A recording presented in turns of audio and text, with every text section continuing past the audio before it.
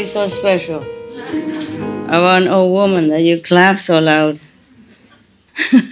Hey, ça va comme ça, c'est mieux.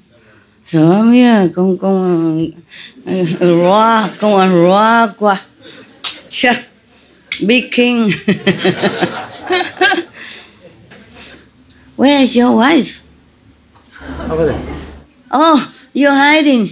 I was thinking this is her, but it's not it. And then they look similar. So for Israel, no. No, Colombia. Colombia is similar here. All people are similar to me. I have too many children. I have no idea where you come from.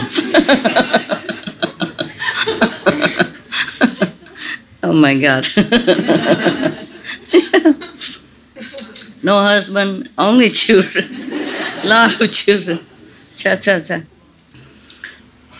Okay. Many days now, I read you many stories about monks. Yeah? Yeah. Then I also praise the monks for, having great merit. I even give my clothes to them. I worry because they didn't have monks' clothes. They just wear your clothes, and then they wanted to become official. So they shave their head, and then my assistant come to tell me, Master, they're all shaving their heads now. I said, why? Why do that now? But they have been nuns for 17 years or more. Only one or less, because from SMTV, but the rest are 16, 17 years ever since I make the little temple in Yongdong for them. That's, my God, 17 years. Wow, and they still look very young. The young nuns, and beautiful people. And they go out work every day, work like usual, like people. And I heard that the farmers around them, the farmer owners around their temple where they're working, are very happy with them. They like them, they prefer them, because they work honestly and fast and not complaining, Good people, good vibrations, so they hire them all the time. Very busy. If you guys have no job, become monk, and I follow them, and you immediately welcome in Korea.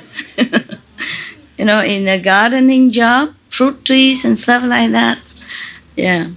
The man and woman, nuns and monks are working there. So they take care of themselves. Okay, if anybody become monks and nuns like that, I don't mind. Just all welcome. Go take care of yourself. In the Buddha time, you can go back in, and this time you go work.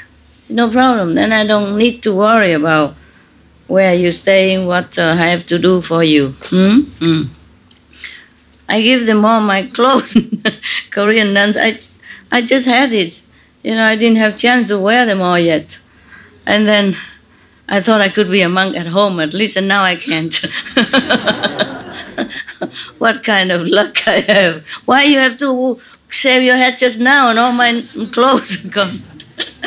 I was worried, too small for them, but I say, try. Bring in there and try, and it's okay, huh? All of it's okay, right? Yeah, wonderful. In Korea, do you have enough? Oh, I gave a lot of money. You can use some, okay? Yeah. So you can divide, each one and take home and put together or in the bank, and then for extra sometime when you cannot work, and some older people, by medicine, it will last a long time. Yeah. If not enough, I will offer more later, okay? Up to now, mostly I talk to you about monks and nuns. But in the Buddha's time, it's different, okay? Truly, monks and nuns have to go out and beg for food. Even the Buddha himself. Imagine the world honored one, teacher of heaven and earth, have to go out begging for food. Humility, okay? We're nothing to compare to him already in humility. He was a prince, and he will be king of a nation. He forsake everything, and wives and children, to become a monk. And the tradition of monk must go out beg in India, just so that you renounce everything, detach to everything. So he does the same, and eat only once a day. Yeah, being a monk is not that easy. Even now, huh? You have to deny many things, self-denial. And when you're old, because you live alone, maybe nobody take care of you. If you are like ascetic monks, you live in the forest, when you get older, nobody take care. So it's not like, okay, same. It's not same, okay? But I don't mean that you lay people are bad or worse. Not necessarily, okay? Not necessarily. Because it all depends on the heart, but that's their way. You know, they chose to live that way, ascetic way. It's wonderful also. Understand? I also wish to live like that. For one person, maybe if you guys give me too much hard time, I go to work in the field there with them hiding there. You wouldn't be able to think that I'm there. I go plow the field, earn some money, go home, eat. And then don't care about anybody. That would be, a good life. Yeah, for me. Yeah. But being monks or nuns, you have to really pay attention to the Dharma, to meditation. Yeah. So don't work too hard. Work enough to earn money only. Put in the bank and the interest. Yeah. The money I gave can put it in the bank in a high interest rate, and every month take out something for medicine or an extra, dentist, whatever. Okay? Yeah, extra. Yeah. What I mean is then they live together is not bad, but some live in the forest alone and all that. When you're old, nobody take care of you. When you renounce everything, you have no father, mother, your sister, brothers. It's mostly monks supposed to go out of the country even, but nowadays so difficult. The only country they can go out quickly is a neighboring country. Because they are like a peninsula. Huh? Where do they go? Jump in the sea, go to Japan or something. Before, the Buddha doesn't have any videotape or something, so the monks have to study diligently whatever the Buddha have said from the elders, and then go out, spread it. That's the only way before. Nowadays, I just sit here and then the whole world is watching.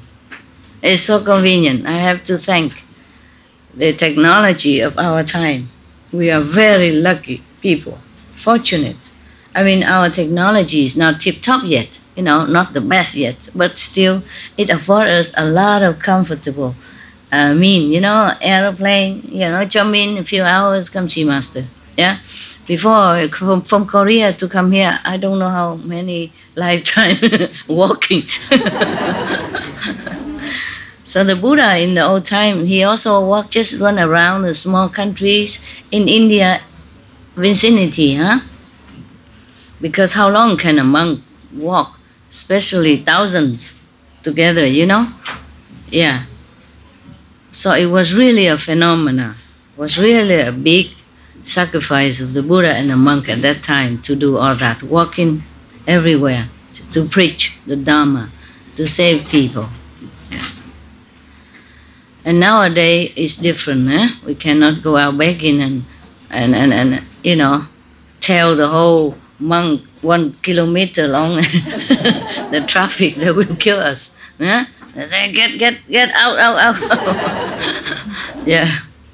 Even if you walk on the sidewalk, there'll be bicycle, motorcycle. You can't just walk like that. Yeah?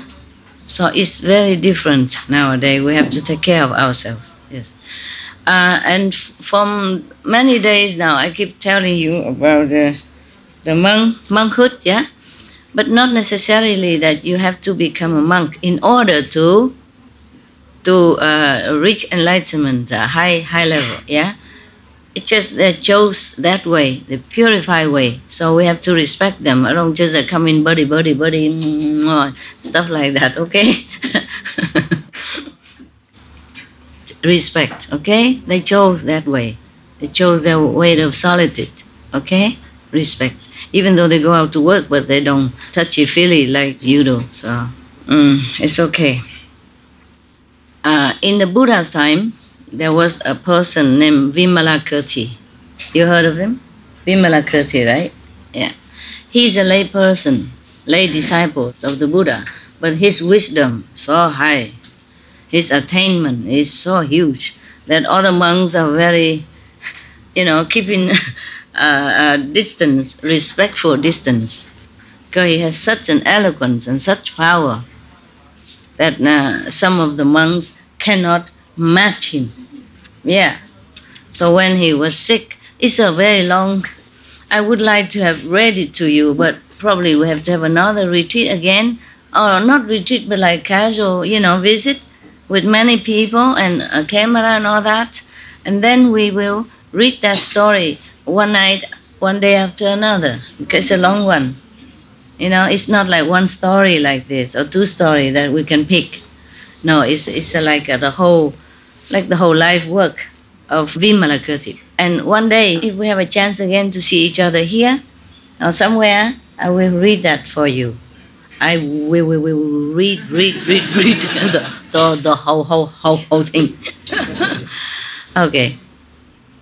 That man, he's respected by the whole country, kings and officials, prime ministers, and rich and poor people. And many of the monks, Buddha's monk disciple, in awe of him, So when he was sick, he manifested that he was sick. Maybe he was sick because he saved so many people because he got sick. And they come and ask him why you're sick. For example, if you are so great, why you're sick? He say, I'm sick.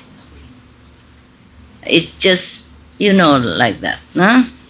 Because we get sick if we get this body, if we live in this world. But if all sentient beings are not sick, then my sick will be gone. Yeah. If they are not sick, then I am not sick.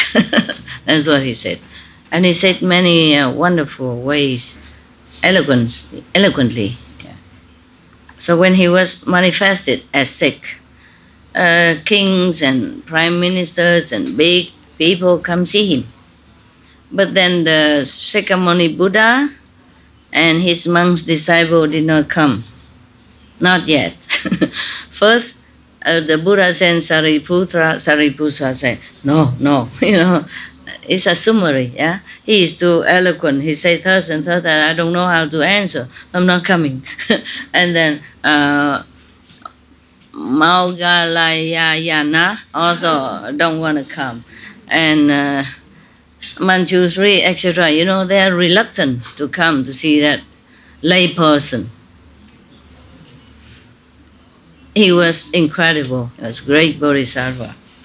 Many people delivered because of him, liberated because of him. He is great, he is great. Great eloquence, great power. Sometimes the bodhisattvas are not born to be monks, but to be a lay person. So that it's doing different job. Yeah, sometimes they're born as prime minister, kings, merchants, virgin boy, virgin girl, or any. Like one in Bodhisattva, he manifests in different appearance. Yeah, sometimes as princess. Yeah, things like that. For different affinity with beings on this planet. There are many other stories about the sacrifice of the Buddha, but I read you something relaxing for a change, okay? Yeah. All right. Here. This is a person, Tuda, how he's offering an ashram for the Buddha, okay?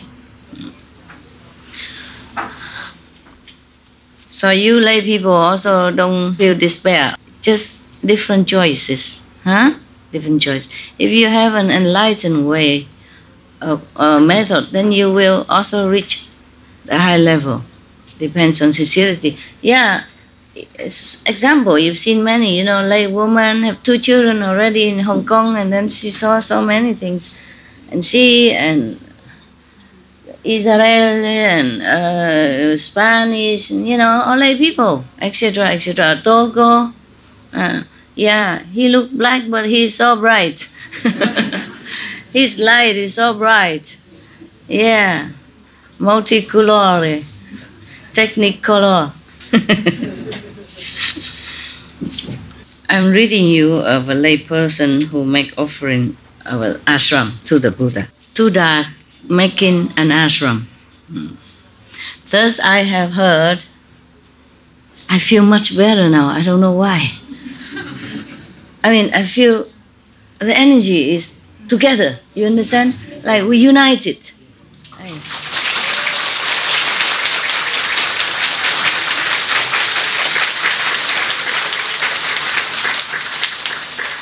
I have to thank you. I have to thank you. Sometimes the tree is growing all over. We have to trim a little bit. Okay? Yeah, I hate no one, even though I say I hate this kind of person, but I don't hate anyone. I just hate this kind of personality or behavior, maybe, because it's from Maya, yeah? But I hate no one. I love all of you, even the one I scolded or sent away. I love them all. And you can always count on me in any time of need. All the time, 24/7. All your life and the next life and the next life. I will always be with you. It doesn't matter who and what level you are, okay? Yeah. So don't misunderstand a lot. It just feels so light now, so happy. It just feels so wonderful. I feel like we are all one, you know, like...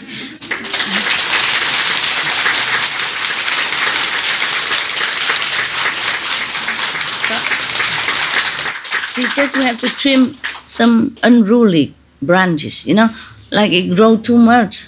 It doesn't grow inside the garden, it grows out into the street and you can't walk. And you have to trim or bind it a little bit, that's all, okay? I feel really, really, if it's like this every day, I can sit forever with you.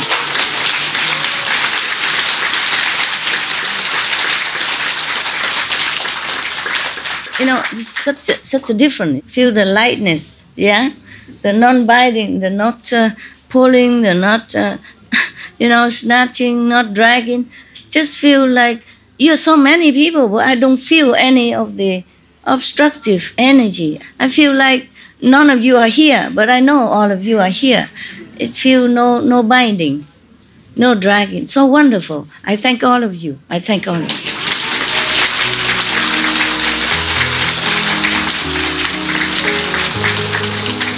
Thank you, really, thank you. It's a gift for me also. Sit in the assembly where I feel everybody is one. one goal, one ideal, one supportive energy. Just so wonderful. You have no idea. I don't know how to tell you. Do you feel anything different? You do? Really? Yeah, that is good.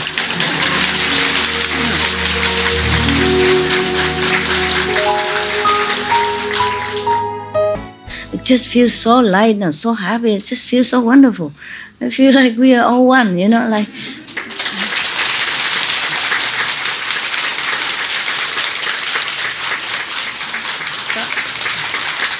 See, just we have to trim some unruly branches, you know, like it grows too much.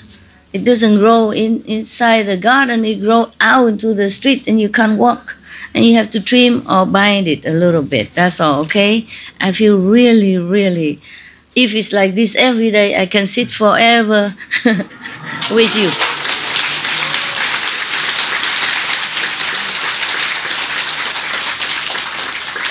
You know, it's such a difference. Feel the lightness, yeah? The non-biting, the not pulling, the not, you know, snatching, not dragging. Just feel like you're so many people, but I don't feel any of the obstructive energy. I feel like none of you are here, but I know all of you are here. It feels no binding, no dragging. So wonderful. I thank all of you. I thank all of you.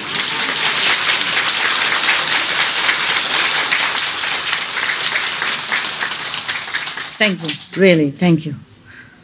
It's a gift for me also. Sit in the assembly where I feel everybody is one.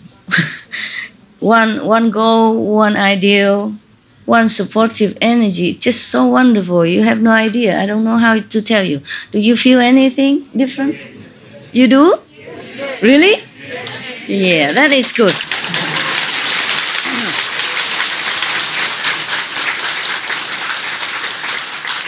Then we understand each other.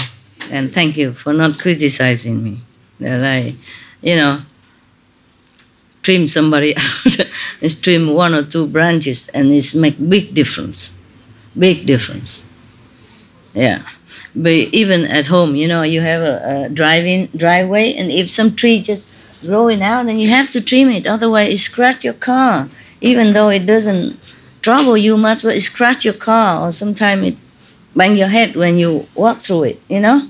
In the night, you forget to bend down to avoid the branches, then it might bang your head and you might fall down.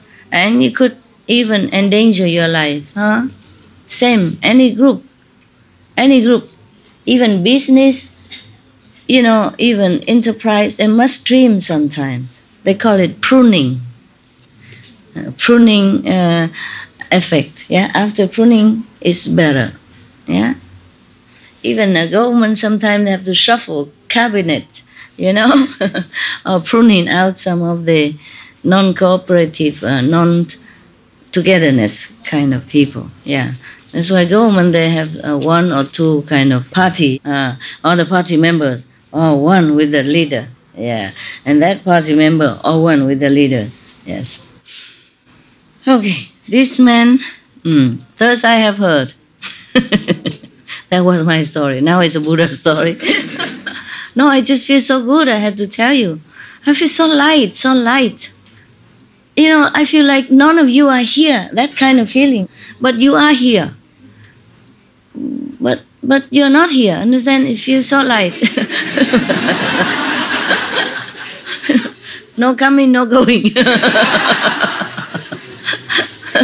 Like the Buddhas. The light energy, I can't explain it. But you understand, right? Yes. Yeah, okay. That's what I feel. So light, so light. Wonderful. Thank you so much. Really. I cannot thank you enough. My God, this is wonderful. It's a relief. Okay. It's just even you drive in a safe highway, but there is just a stone on the highway. It could also make trouble for you, you know?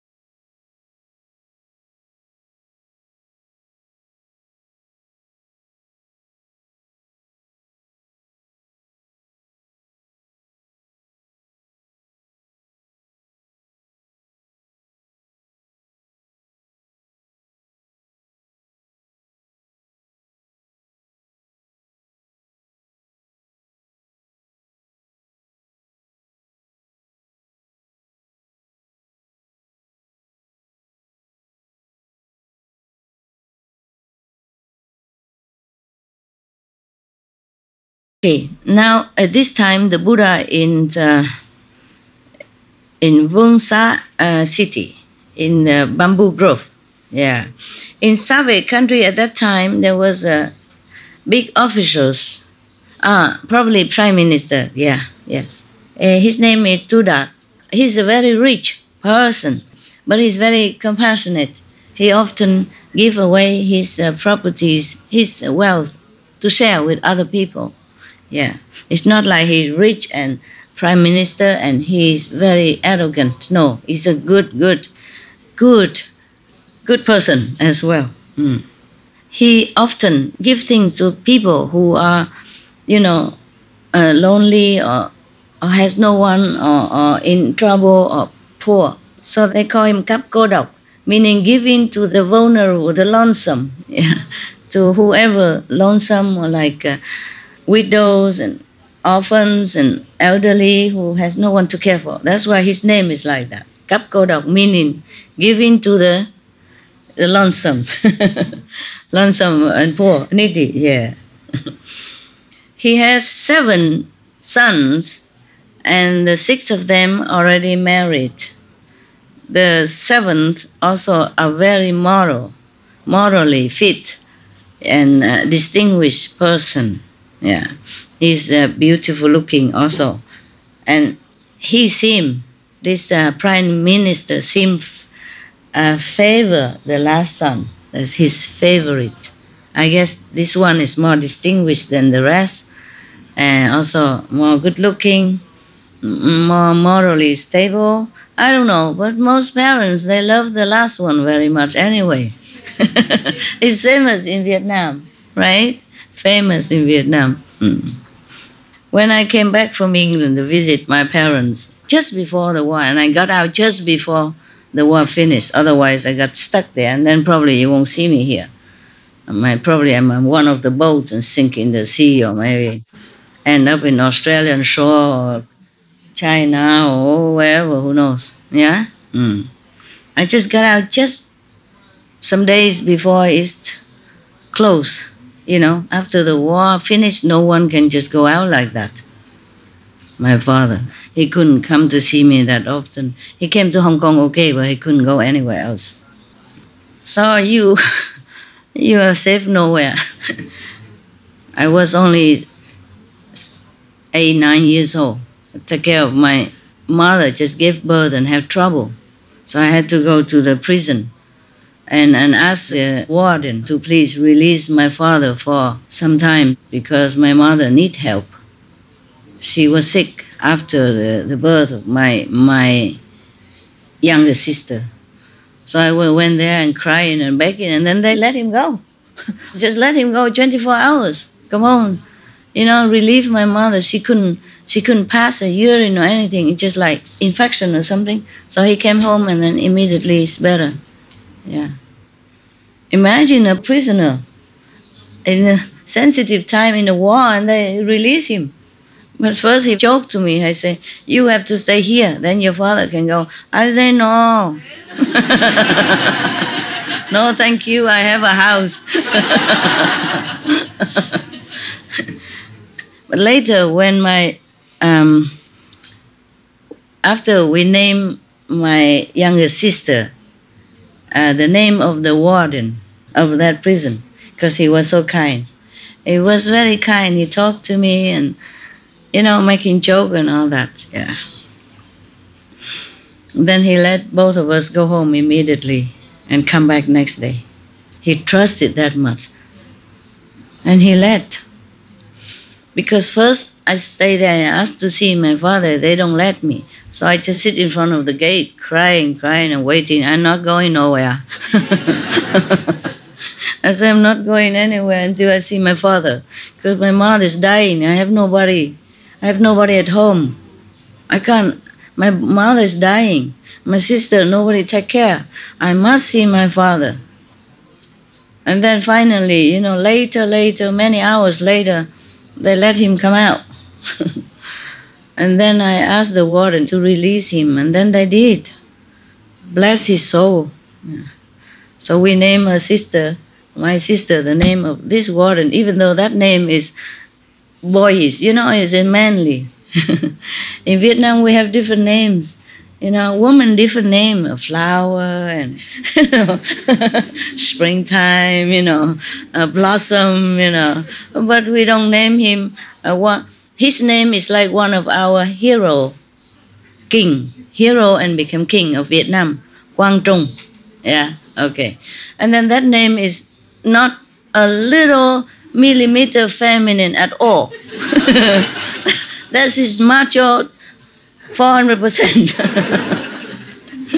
But because my father, mother, very touched by the warden kindness, exceptional kindness.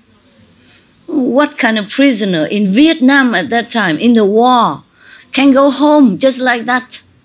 No warranty of his return. No, just by trust. First they don't want to let him, and then I just sit there and crying all day. Yeah. Until the, almost very late afternoon. And then I got my father out. I was only 8, maybe, 9 years old, something like that. Yeah. I have to travel, with this kind of tuk-tuk, tuk-tuk.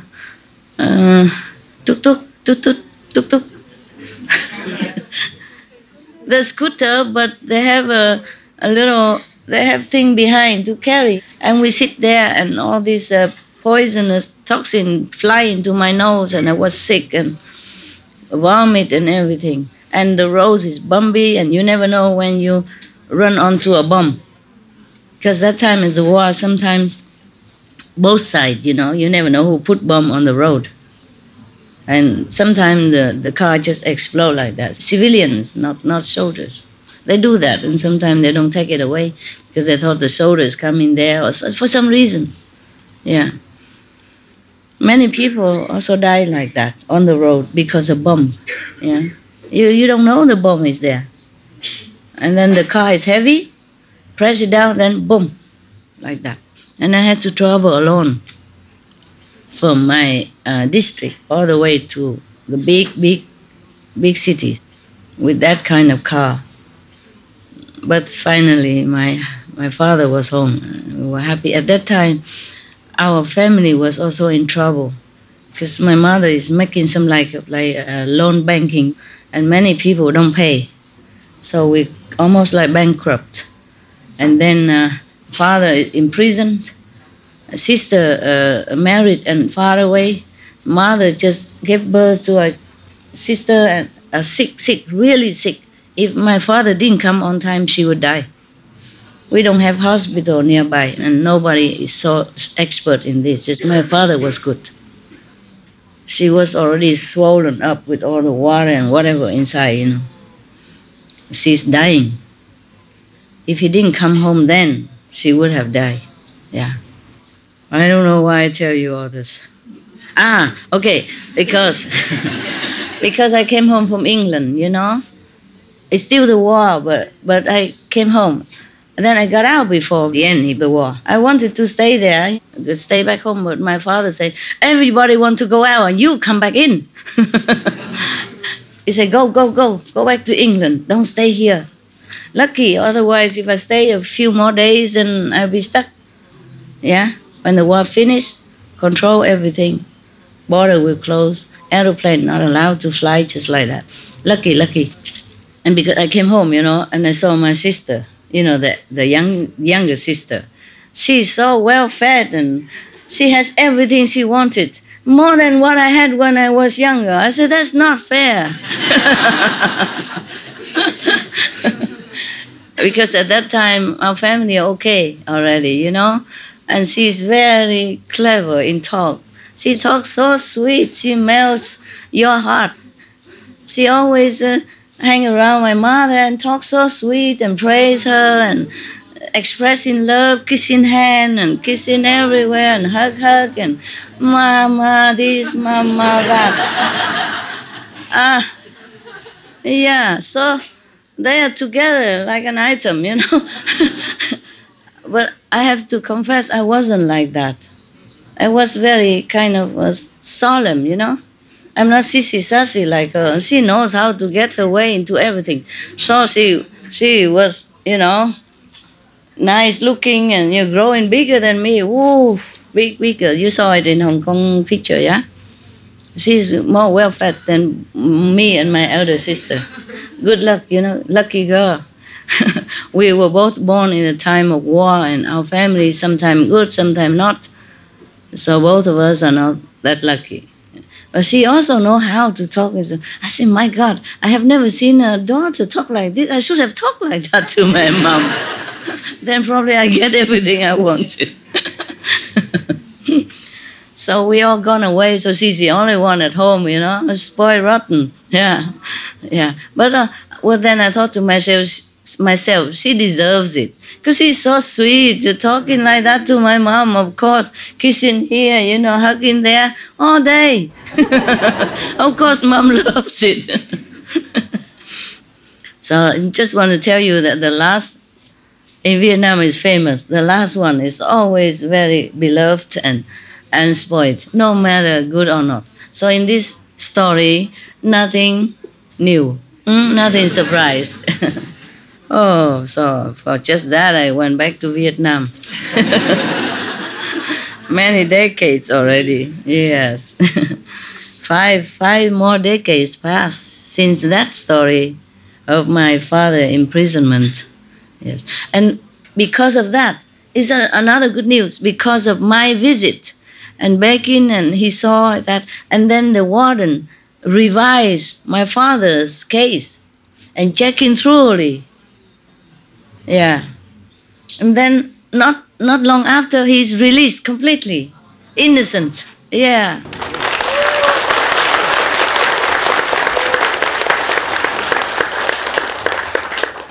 Because it came to his attention, you know. He met me, he was really very loving to me. He talked lovingly. He said, if your father go, you must stay here.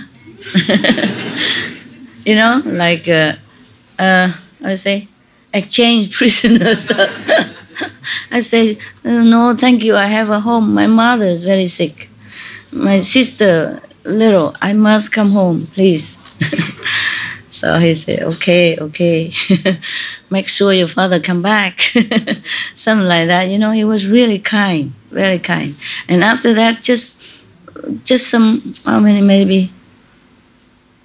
maybe 10 days after, my father completely clear the name, came home. It's very difficult, you know. Yeah. Before that time, I was coming to the prison for my mother's sake, because she has to do business.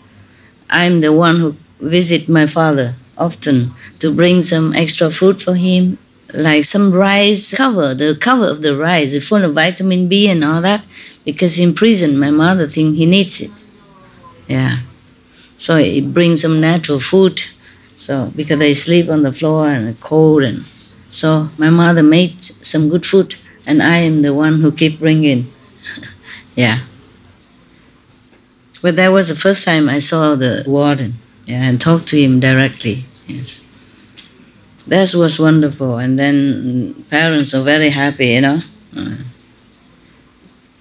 I don't remember they say they're proud of me or anything. My parents are not very expressive. And I also didn't think about that. And now I thought about that. They should have said, I'm proud of you, no? Too late. Cannot say anymore. Yeah. In the West, we would do that, right? If it's your children, you would say, I'm proud of you, sweetheart, and hug. My parents are not that type, yes. My mother hugged me more often, father never. You know, Confucius type. Detached. All right, let's go back to the last son of the prime minister of a Save country. The last one was his favorite. And now one of the Brahmin good friend come one day. And so the prime minister told him, you know, friend, I have 7 children, but 6 of them already have family. Only the last one, not yet. I would like to ask you a favor. Please go and check really thoroughly to see which is a really good family daughter.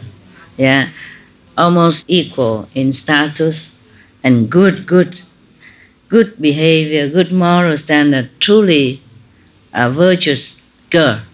Yeah, and then ask if they marry my son for me. So, okay. And that he say, no problem. Also have to be, you know, clean and pure and beautiful looking. You know, he has a lot of conditions. I hope he find one. You know, beautiful and talented, know how to take care of the house, and moral and pure. educated and filial and polite and blah, blah, blah, blah. I don't think I fit this description. Lucky I wasn't there at that time.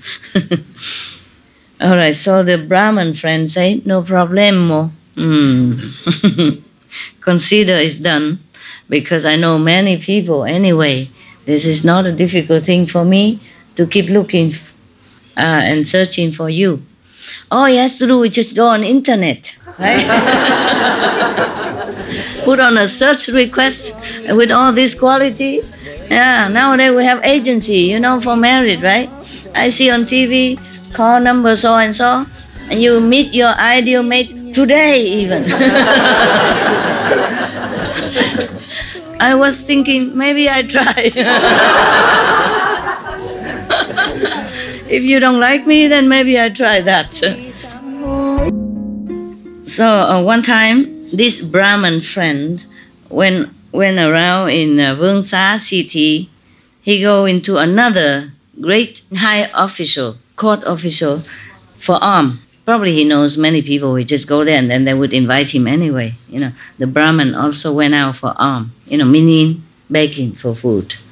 Brahmans not always do that. Some Brahman married, some Brahman live like monks. So this man probably one of those monks, Brahman monks, Hindu monks. So he go to beg for food.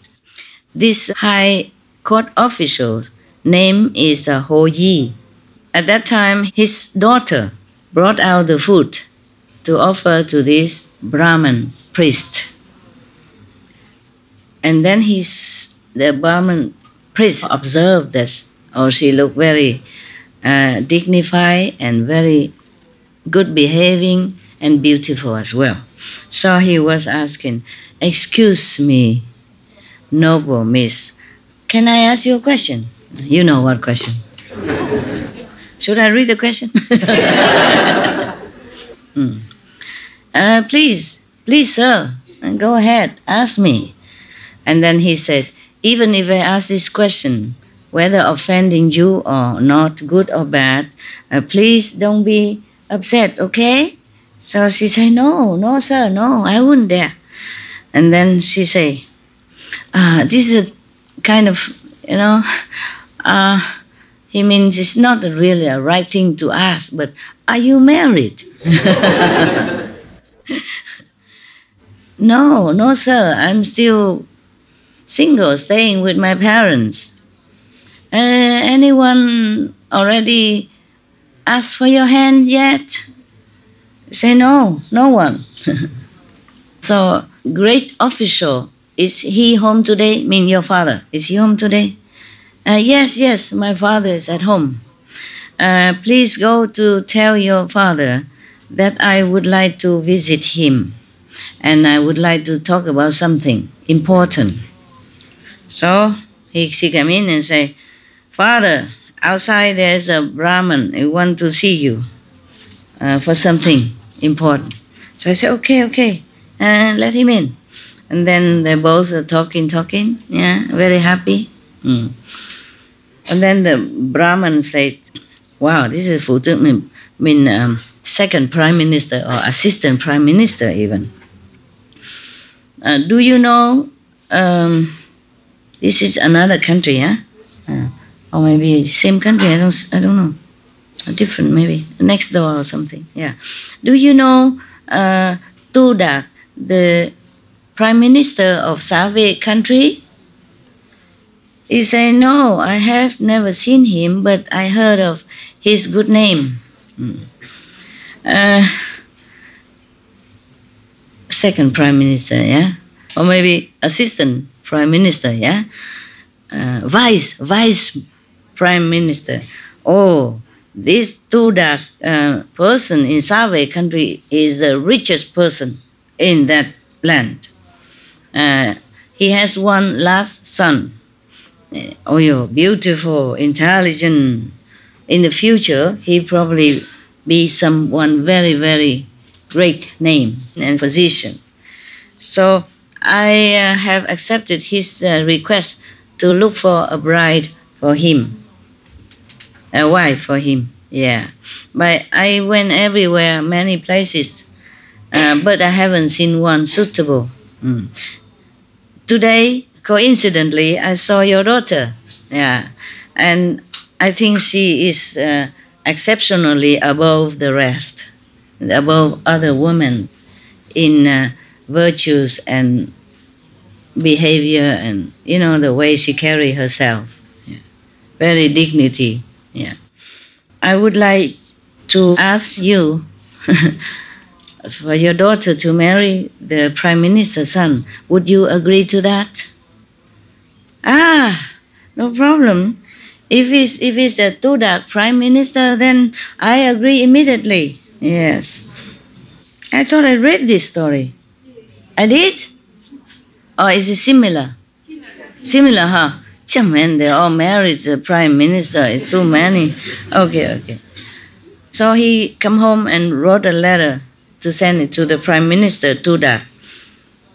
And then when Tudak, the Prime Minister, received the letter, he came in and said to the king, Your Majesty, I have something to do in Save country. In Save? Probably city. They go all confusing. I thought it's a different country. Okay, I have something to do. Could you please give me a few days vacation? What are you going to do there? He say, let me think, where was that country? I guess they make it, I see. They get it mixed up. So he's going to Vương Xá now, okay, to take care of this national affair. Married his son to their daughter. Because if they are in the same country, then this Prime Minister and the sub-Prime Minister would have known each other. Because they say, I haven't seen him, but I have heard of his good name. You see what I mean? And then they say both, and then he go in the same country. There's no sense. Translation problem or typing. Okay, never mind about that. Okay, what are you going to do in that country? So he say, Majesty, my last son is going to marry there. Whose house daughter is that? He say, that is the Vice Minister Ho Yi. Very good, very good. Congratulations. And the king said, yeah. So he prepared everything with a lot of silver, gold, and jewelry. But on the way to give it to people. I thought it's for dowry, but no. He give all the way until there.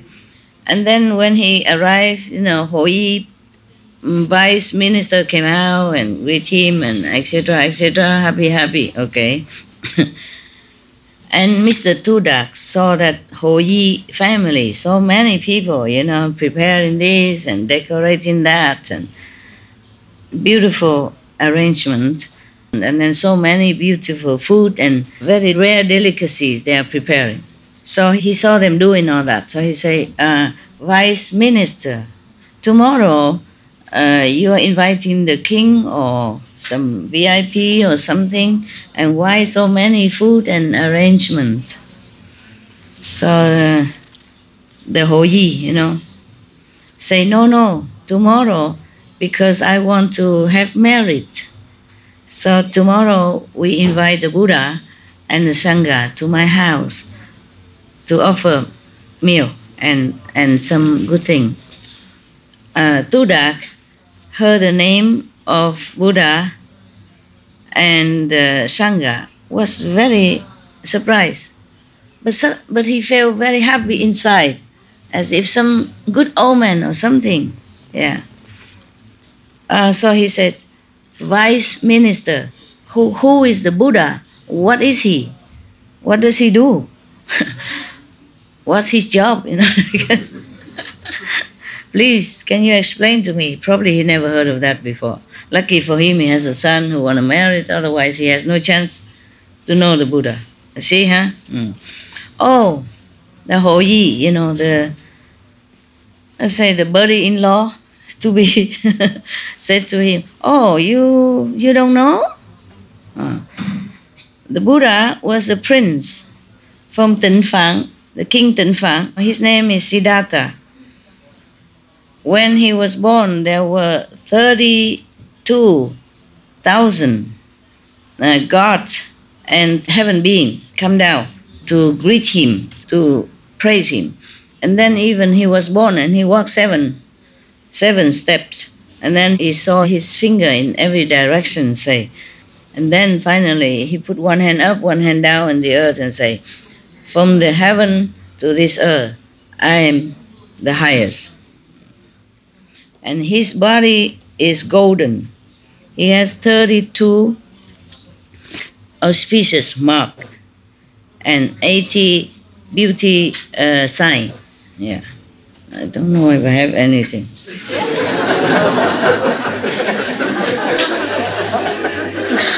So disappointing.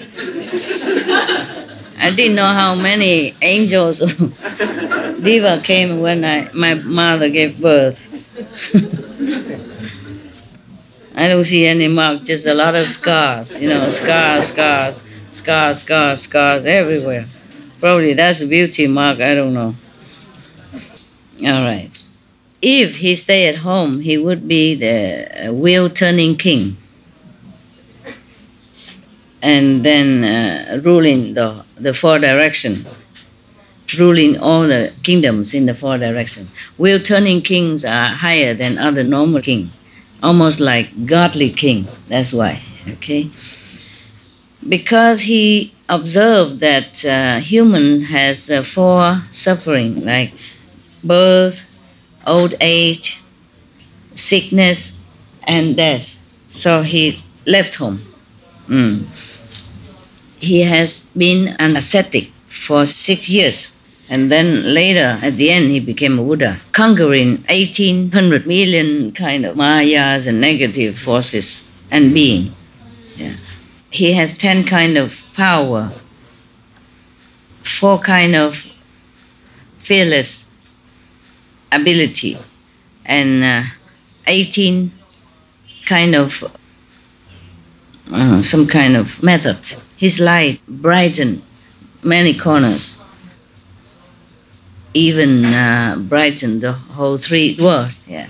So that's why we call him Buddha. But actually Buddha, of course it means enlightened saints, yeah? But in Sanskrit it means old man, just old man. True. It's your fault. If you shave your beard, then you become younger. I look like him? Yeah, better maybe. I don't want to. Okay. And then, but vice minister, and why is called Sangha? What means Sangha? Please tell me. So the vice minister told him, after he became Buddha, the Brahman king came down and requested him to impart teaching to all beings.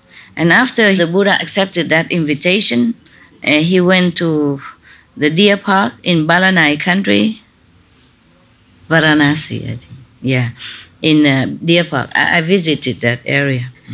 And then he stayed there and preached the 4 marvelous ways to deliver yourself and others from suffering. Yeah.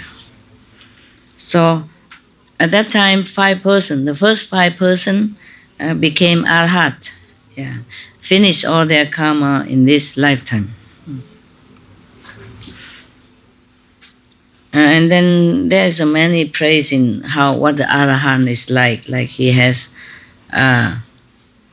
6 magical powers, 4 fulfilling powers, 7. I told you he likes number. Yeah.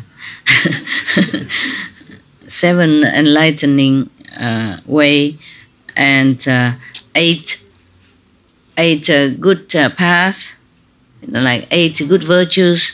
Yeah. And then wherever they go in the sky, there were 80,000 people in the sky. At that time, 80,000 people from the heaven has attained also some middle degree of enlightenment. And then countless of being, awakened to aspire to Buddhahood. After that, the Buddha saved Udbekajip 1,000 person, the group of that. Yeah. Any group has a leader.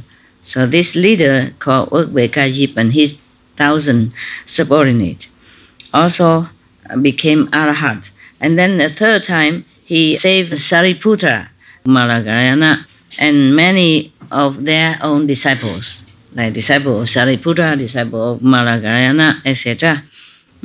All of them, 500 persons, all liberated.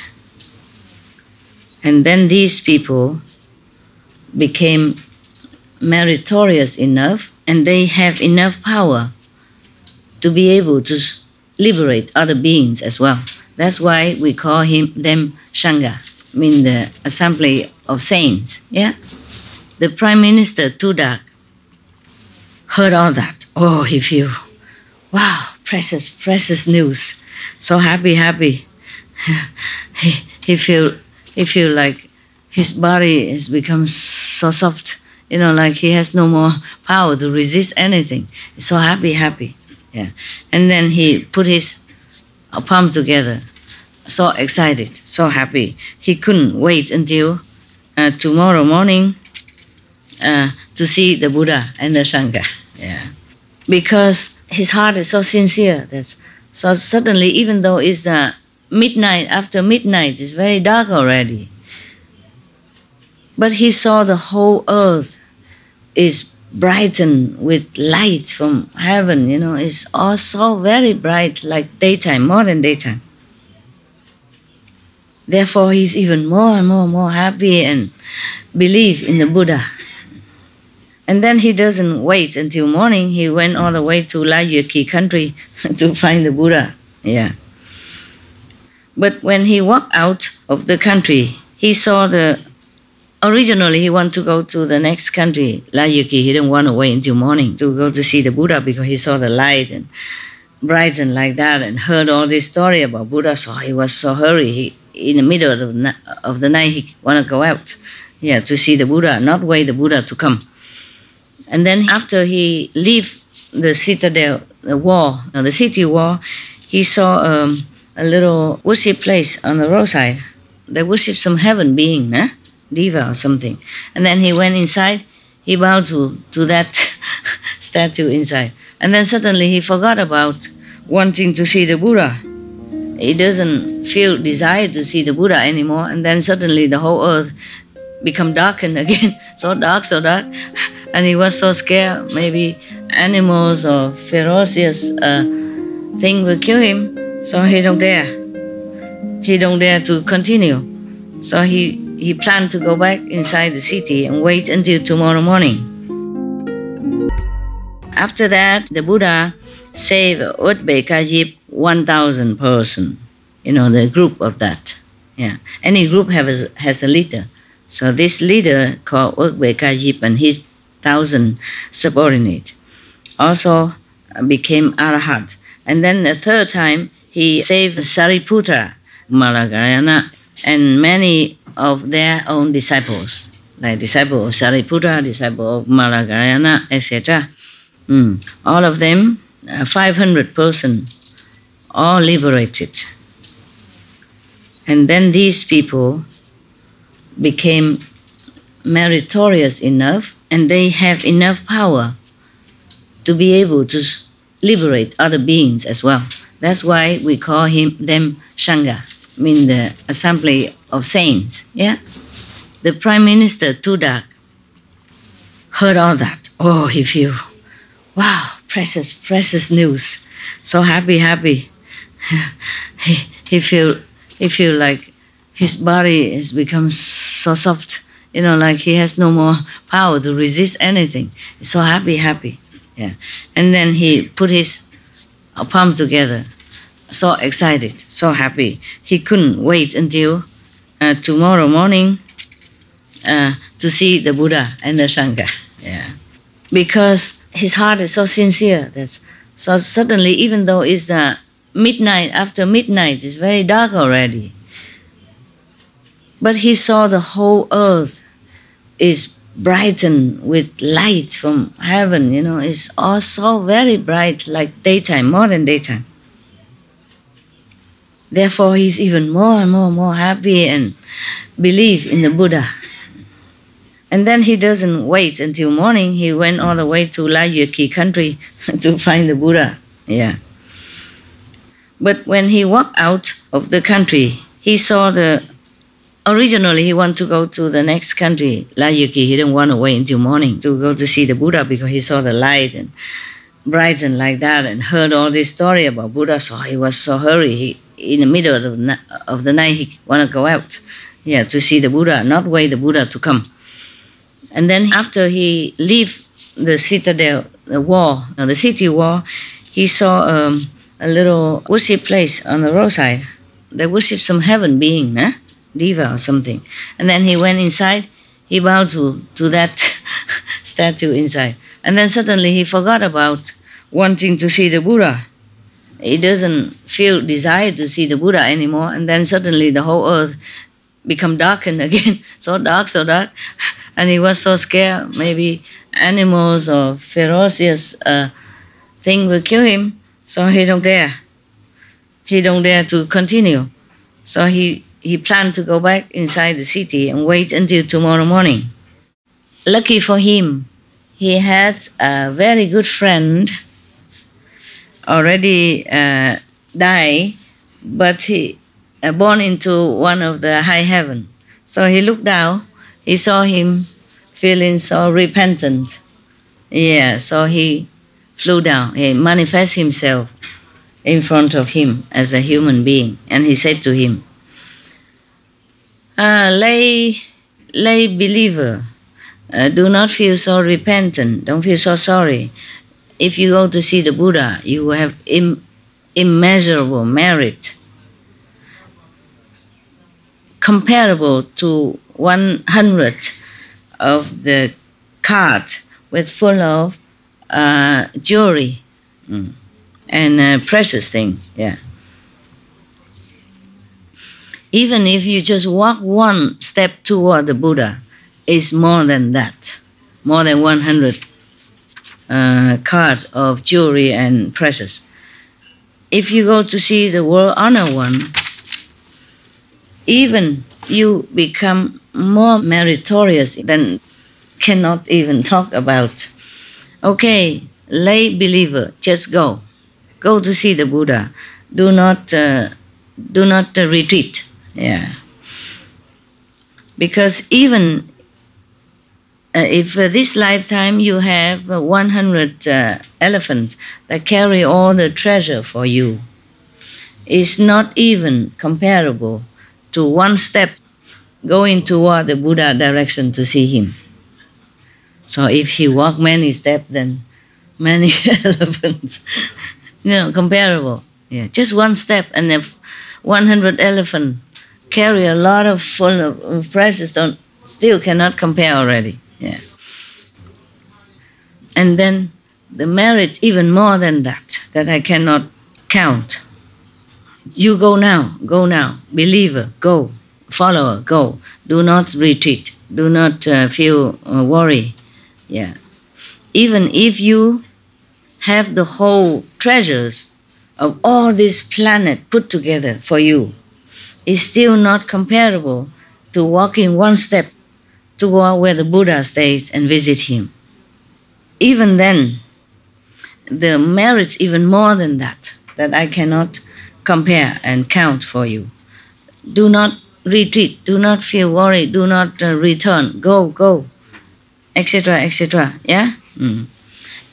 The merit will be multifold, billion times than what I have just told you. Okay. The Tuda Prime Minister heard that. Oh, happy. And even suddenly his desire to see the Buddha and his respect and love come back to him. And then the light brightened the whole planet again, so he can see everywhere and not afraid. Because of his heart, you see, First he changed, he wanted, and then it's brightened everywhere for him. And then his desire to see Buddha dwindled because he bowed to some of the local gods somewhere. And then everything become dark. And then now he wants to see the Buddha again sincerely. So the earth brighten again. This guy, this so off, on, like turn on, turn off, the light, turn on, turn off. It seemed like that. I heard that one person, I'm not trying to advertise anything, one of your brother from Taiwan, he told me, personally, with a couple of other people with me at that time, I don't remember whom. Yeah, he said one sister went to Sihu, looking at this jewelry section, and she liked something very much, one of the armband or something, and she kept looking. And then the one take care of the jewelry said, just try it on, you don't have to buy, try it on. Okay.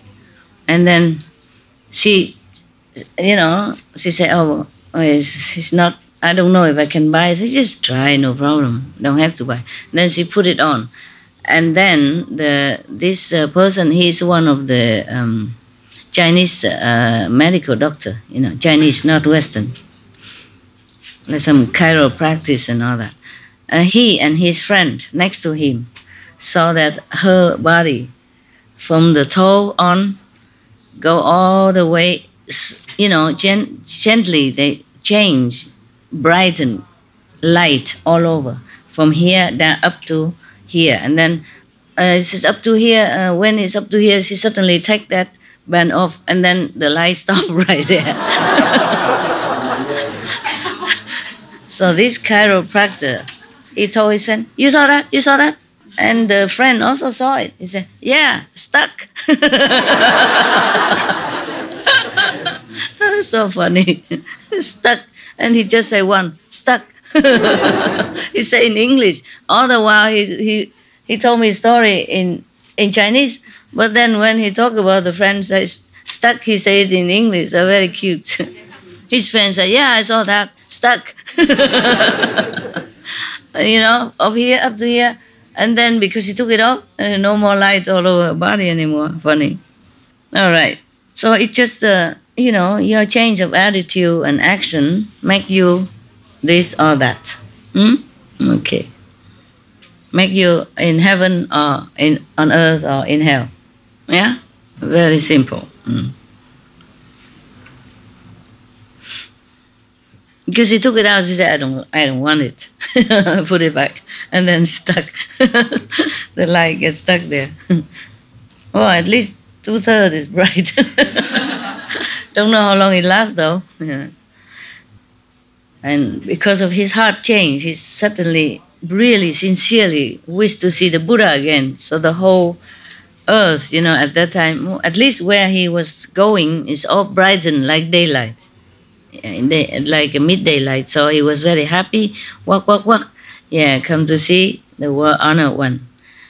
The Buddha knew that he has planted good root, good merit root, many, long time ago.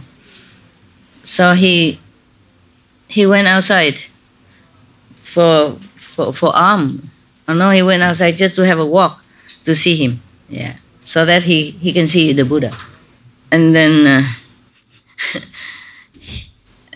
the Prime Minister saw the Buddha coming toward him with all dignity, majesty, and beautiful, beautiful looking, even physically. And then he went there he doesn't know, he saw him very, very powerful, dignified, or that, but he doesn't know who is it. So he came there and said, Sir, the world honored one resides. Where does he reside? Can you please show to me? So the Buddha say, please sit here and wait. So the God from the peaceful heaven saw that the Prime Minister Tudak already saw the Buddha and know nothing. Yeah, don't even prostrate to him and don't even politely say, comment allez-vous, thing like that. So he's feeling So he feel this is not correct. So he came down on earth, manifest himself into 4 persons. Went in front of the Buddha, prostrate to him, and then 4 of them walk around the Buddha 3 times, and then stand on the side, on the right side of the Buddha. And the Tudak Prime Minister saw that. He also copied. He did the same. Prostrate, walk around 3 times, and stand on the side. Yeah. At that time, the Buddha then preached to him the 4 wonderful methods of liberation, yeah, etc. No? The Tudak Prime Minister, after he heard that, he attained, like one of the middle rank of spiritual level of consciousness. Yeah, it's so happy, as if he has been fed when he's so hungry, as if he has been given water when he's dying of thirst. And then he kneel down in front of Buddha and say, obeisance to the world honored one. In Save city, how many people just listened to your preaching and became enlightened? Like me, yeah. Please, can you tell? So the Buddha say, in Save country or city, no second person enlightened like you just now. Most of them having wrong concepts, following some wrong kind of religions or wrong belief. Therefore, it's very difficult to find one who believes in the truth, yeah, of the Buddha teaching, of the enlightened teaching. Yeah. So the Tudak said to him, obeisance to the world honored one. I will invite you. I will invite you to the Save country, so all the country citizens will cut off the wrong concept, a wrong belief, and follow you. The Buddha say, being a monk, being a renunciate monk, we cannot stay mixed together with lay people.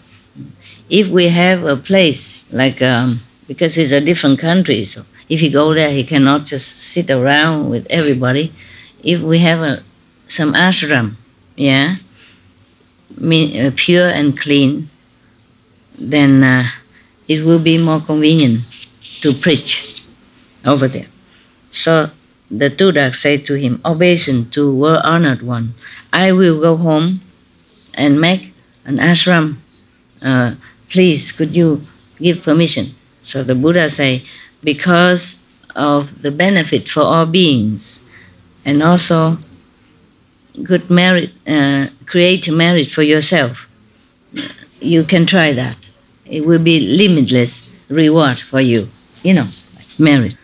So he bowed to the Buddha and went back, taking care of the marriage of his last son, and then he went back to Layuki country and tell the Buddha, obeisance to world honored one, I would like to make an ashram in my country to make offering to you, world honored one and the Sangha, but I don't know how to make it. What is the way to make it? Please dispatch a monk, a Sangha member, to come with me so that he can instruct me how to do it properly. So the Buddha thought to himself, Save country is full of people who follow the wrong belief. Nobody can convince them.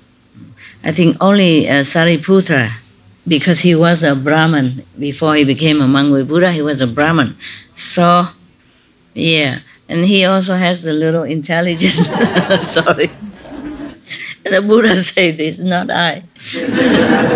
Yeah, cũng có chút định thông minh, meaning he also has a little intelligence and a little magical power, or some power, yeah. I think okay to dispatch him. So he called Sariputra and said, Sariputra, Tudak want to make an ashram to propagate the Buddha Dharma. Yeah. to lead all beings there to turn to the right path in a Soviet country, so that he can invite me there to preach for Dharma. But he doesn't know how to do it. Doesn't know in which way is the more correct way to do it. So you go there and help him to build the ashram. So Sariputra say, yeah, obeisance to the Buddha, I go. And Tudak asked the Sariputra, oh, it's a long story. I knew the story more or less, but I didn't remember it was so long. Yeah, when I read alone, I don't have to read, you see? And I had a lot of time.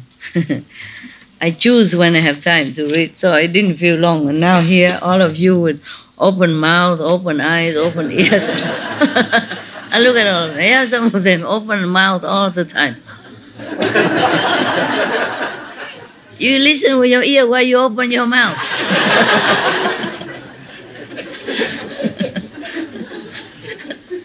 Yeah? What is the reason the mouth keep open? Eyes is to see me, ears to hear me, mouth do what? Mouth, what do? Can you please enlighten me? The Tudak Prime Minister asked Sariputra,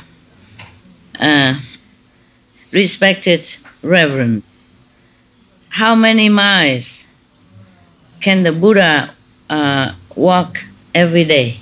So Sariputra say, the Honored One can travel like every day half a mile, more or less like that. Your tongue, I don't know, actually. It's a different measurement at that time, where maybe a couple of kilometers or something like that, or maybe more than that. Yeah? It is as fast as the wheel steering king. Yeah? It's a diva king. Okay. So from then he went home from his city, Vương all the way to where the Buddha now. Every 20 kilometers, 20 yam, I don't know. How much is a yam? Anybody know? Huh? Like kilometers. What? Kilometer? Mile. So every 20 kilometers he make a resting place. Yeah? Yeah. All the way up to Soviet country. Yeah. 20 kilometer rest one time is okay? Walking? Yeah? Too far? Too far. Then it cannot be yam. I don't know. Yeah, yam nowadays we translate it as miles, but then maybe every 10 kilometers, huh? Yeah, huh? Okay. Every 10 kilometers. Dặm là Mai biết rồi, nhưng mà cái dặm hồi đó chắc nó khác cái dặm bây giờ đó ba. Cái dặm ở bên Ấn Độ nó còn khác cái dặm bên Mỹ nữa. It's a different miles in India at that time, you know? And now they count it as mile in America. It's completely different. So I tell her maybe it's different. Because every 20 kilometers have one resting place, and it's too long for the Buddha, right? All right, anyway, he make many of that, you know, all the way up to Soviet country. So when they arrived in their house, both of them resting a few days to recover their strength, because walking so long and thinking and measuring and all that, it takes a lot of energy, huh? So both of them, Sariputra and the Prime Minister, take a rest together. And then they're going out looking for land, you know, looking for a real estate agent or something. I keep looking. Both of them went the whole country, haven't seen anything anywhere suitable except the park garden of Prince Kida. It's very flat, very big, and many shade trees, very suitable for the monks and the Buddha. So he said, he feels that is a good place, but it belongs to the prince of that country. So Sariputra said to the Prime Minister Tudak, oh, This one is good because a lot of trees, a lot of shade, and it's not very near a noisy, dusty city. But it's also not too far. If because it's too far, then it's very inconvenient for the monks to go begging for alms. If it's too near the city, then it's too noisy. It's difficult for them to concentrate, distracted, So very difficult to meditate. So because I read the Vietnamese, I want to speak in Vietnamese here. So my tongue is just kind of undecided. Yeah, twisting. So the Prime Minister went to the prince and said, "Your Royal Highness, I have a lot of lands and garden and property, but there's not good enough for an ashram to invite the Buddha to our country to preach, yes, so that all our citizens have benefit. We went everywhere. We saw only your garden. It's the best. It's very big and a lot of trees and very cool and shady. Yeah. I would like to buy this garden from you to make an ashram for the Buddha. Will your Highness agree?" So the prince laughed. "I have no need of selling anything. You know that. That garden is for me to go walking around, enjoy the coolness and rest from the city boisterous area and energy. I'm not selling anything." So 2-3 times, 3-4 times, the Prime Minister begging and talking and very, very humbly and sweetly and gently and politely. And then reluctantly, the prince don't know what to do, so he just make a very high price, thinking that that's it, then I will get rid of this man forever. So he said to him, just want him to go away, so he put the price very high. All right then. If Prime Minister want to buy my garden, then you have to bring gold here and pave all the whole garden, not even 1 millimeter without, lacking gold. Then I sell it to you. Imagine? Okay. Oh, only that you want? Then immediately I pay. Thank you very much. You promise? You cannot go back on your word. And then the prince said, I was just joking. I no one selling nothing. Why I want to sell it? I like the garden. It's for my rest. It's for my leisure time. Nah? So Tudak say, you are a Royal Highness, Prince of the whole country. You can't go back on your word. If you promise me and then you go back on your word, how are you going to rule our country in the future? Who will believe you? Who will trust you? All the whole country will know this. Oh. And then the prince didn't say anything. Prime Minister already planned that if he doesn't sell, he's going to sue him. Sue the prince. Wow, at that time we already have this system. Yeah? Democracy. The friend from the peaceful heaven saw that, and he worried that because he's a prince, even if the Prime Minister sue him, he might not get the fair treatment, fair judgment. So he manifests himself in front of the prince and said, Your Royal Highness, the rule is that a prince cannot go back on his promise. You cannot tell lie. Yeah. You already promised, you must keep it. So, because of the power of the devas from the peaceful heaven, so the prince Feel okay. Change his mind, you know. He said, all right, okay, I'm happy to sell it to you. Tudak, very happy, run back to his house and tell his servants, his household worker, to bring many elephants and carry a lot of gold back and forth, and paving the whole garden. And then only 80 minutes, 80 moments, maybe 80 minutes, something like that. The whole garden is already paved with pure gold. But there's only one place, except one place with many trees. It's not yet done, only one corner. So Tura was thinking, this is not that many. I think I will also pave it as well. It's more difficult because trees are growing, difficult. But he said, I'll do it. He thought to himself. He was thinking like that.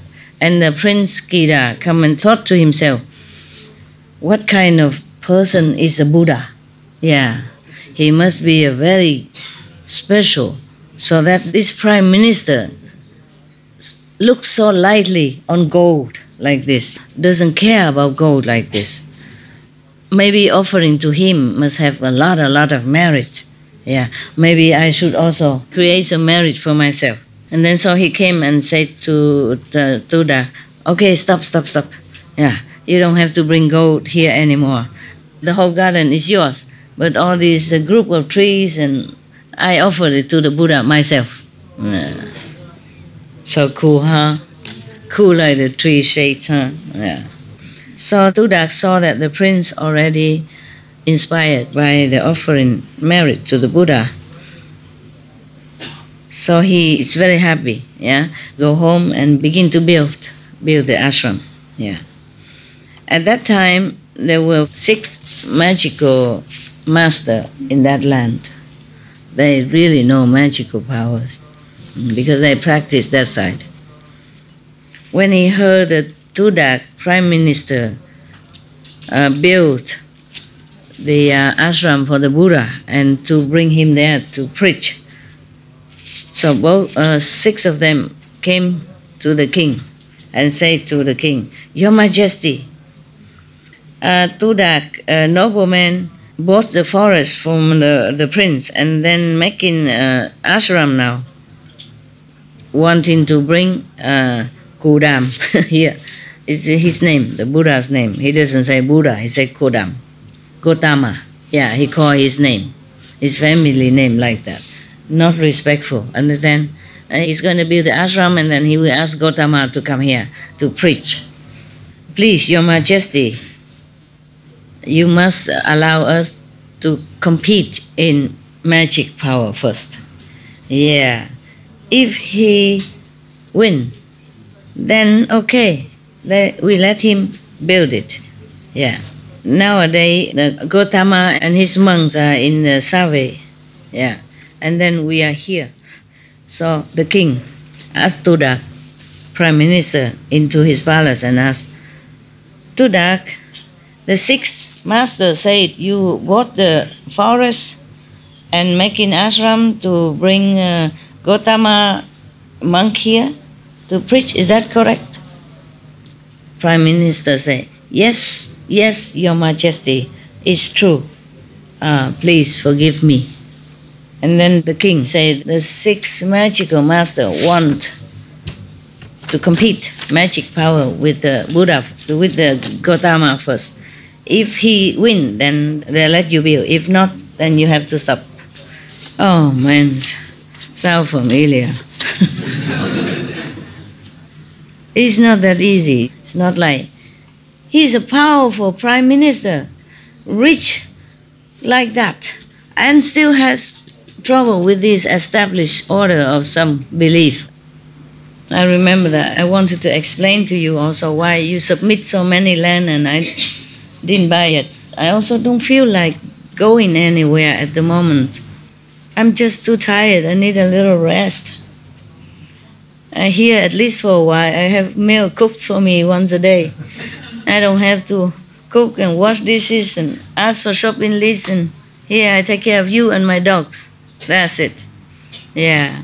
Even one person helped me to clear up the clothes, Oh, yeah, she just put in the machine, of course. But even then, it takes some time if I have to do it myself. So I'm very grateful here. Here I have food, I have drink. I have nice clothes, clean, hang there for me. I don't have to worry about what I ask for shopping tomorrow, whether they can buy or not buy. Here it's also very convenient for me for a while, take a rest, yeah. And also at the moment it's very good here. At the moment, before I was here before also, but the power is not completely open. Right now it opened deeper. I'm not sure how much deeper it will go, but much, way, way, way deeper than anywhere else before. Way deeper than the forest and mountain. Yeah, it's same place. Same place, I sit the same place. But it's overwhelming. It's gazillion of gazillion of gazillion of gazillion of gazillion times higher.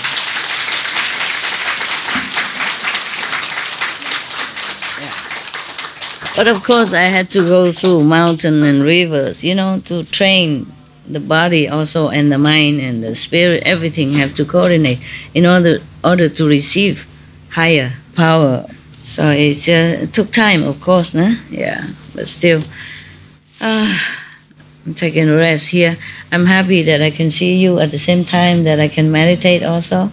And also I don't have to worry about cooking food, because I cook, it's so lousy now that I can't even cook anymore.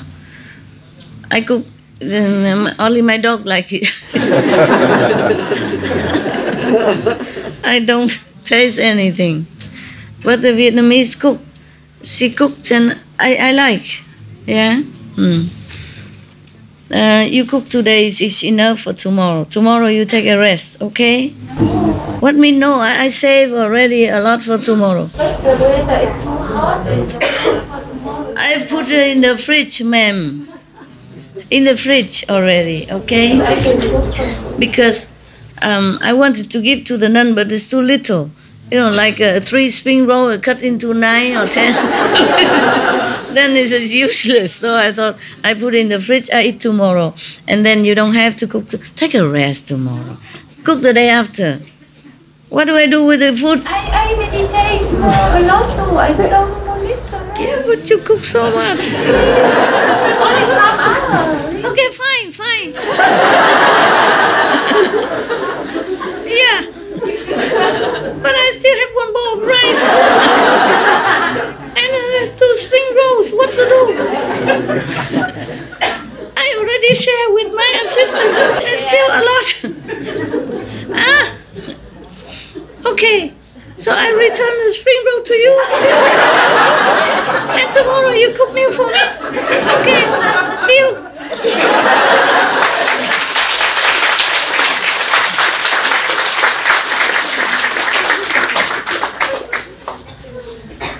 Cảm ơn nha. Thank you very much. But you have to go home, children? No? I can stay longer. Until 8th August? Yeah, No? end of now. I'm 31. End of August. Yeah. Oh, it's not many days, just a few more days. Right? No. 2 more weeks. 2 weeks? Oh. My God. We need a bigger chair soon, Bigger door, bigger staircase. My God, I'm trying to control myself. You really cook good. But I noticed that if somebody else cook for me, then it tastes better. If I cook for myself, I'm too lazy. I'm thinking too much of other things.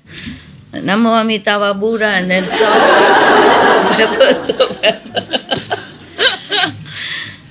Because I save time to read and all that, or to think and to research in the universe. So I lazy. I cook very.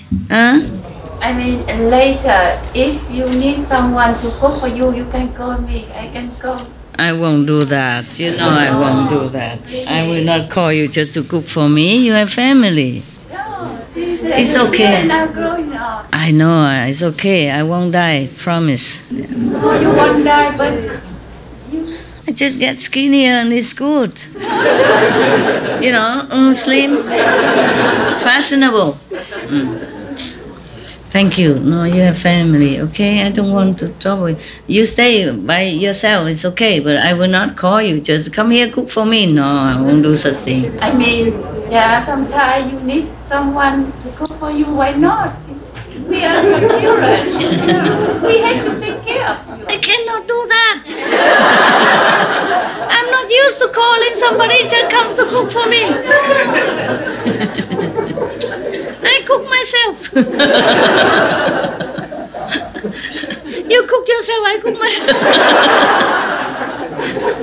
Cook your children, okay? All right. Thank you anyway, okay? It's okay. If I stay here, there will always be somebody, Chinese or Vietnamese, whoever stays, they like to cook, they cook. You don't worry about that. You take care of your children, okay? Even I've been cooking for myself all this time. I'm alive, you see? Just don't taste good, but that means then I slim down. Yeah? There are two things. If a good food, then I enjoy, but you know, it's extrally, you know, and I blame all the people who make the trousers too tight. Yeah. But if it's not taste good like the way I cook, you know, so lazy and so seldom, then I slim down, also good, you see? Either you taste good and get fat, or you taste not good and you look good. You know? Yeah, either way it's good, you see? Taste good or look good. See that? Yeah. I'm already old, and if I'm fat also, then oh my God. No chance. No second chance. I'm still young, you know. Okay. My God. Yeah. It's good, don't tell everybody, okay? I'm just making fun of myself, but I'm only become a clown for you. But outside people, they expect me to be the Buddha-like, you know. I don't see the Buddha and Sangha laughing all the way in any sutra. So solemn, you know. And here we laughing every day, every time. Therefore, the king said to them, if your Buddha don't win these six magical masters, then the building of the ashram will stop. My God. Such a powerful, you know, even worldly power, prime minister, trusted by the king. Still the king listened to others and what to do, huh? The king, huh? You know, you cannot side one side or another beside the six. The six magical power, they're kind of king's master, you know, king's teacher, and been famous long time already. You know, in that country, they follow them. So the Buddha is like a new plant seedling there if he ever go. Yeah, Buddha, you know, already famous in neighboring countries and have thousands of monks with him and countless of followers in his country already. His name is spreading far and wide already. And he was a prince, understand? People respect him more. And I am nobody. And even refugees, Vietnamese refugees, famous for nothing. Famous for nothing. And a woman in this world. And a big woman as this, you know, as that. I have no family. I mean, my family, okay, but it's not like I have support, family support. And I don't even have a husband for support. I lost everything. I have nothing. I have nothing to rely on, to lean on, or to kind of have a base or something. When I first came out, I have nothing. And I still don't have anything except you, the beautiful people. I was going to say children, but then I feel too old. My children have birth already. So I stopped. I say, beautiful people. People will look at me and say, are you a centenarian?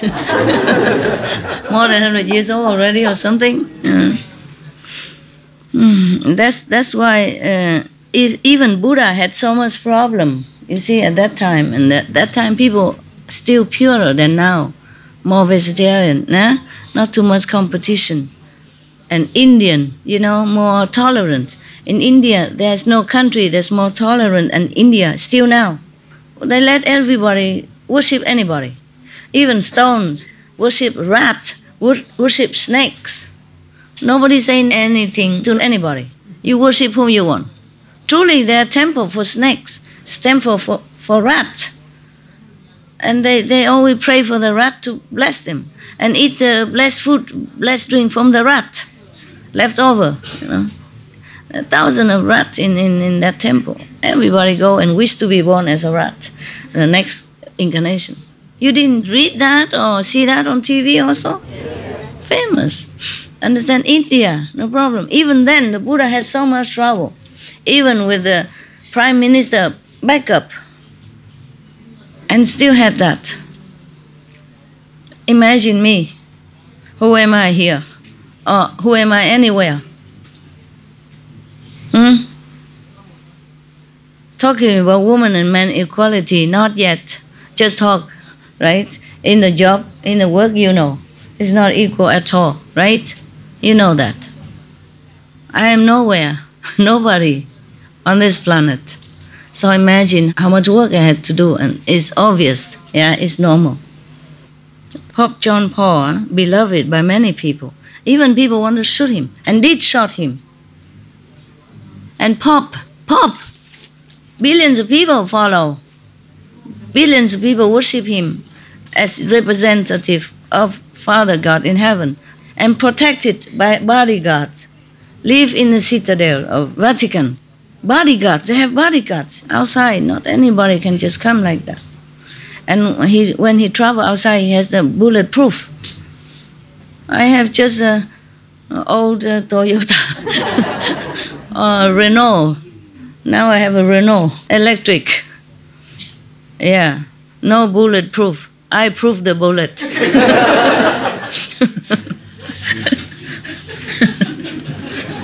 Now, and then the Prime Minister say to the king, okay, about the competition of magic power, I have to go back and ask the world-honored one, or his among disciples, if they want to do it, or not, then I will come back and report to Your Majesty.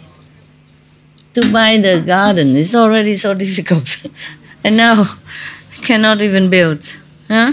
Gold and all over, gold plates, all the garden already, now cannot build. And then the Prime Minister, Tudak, was very sad.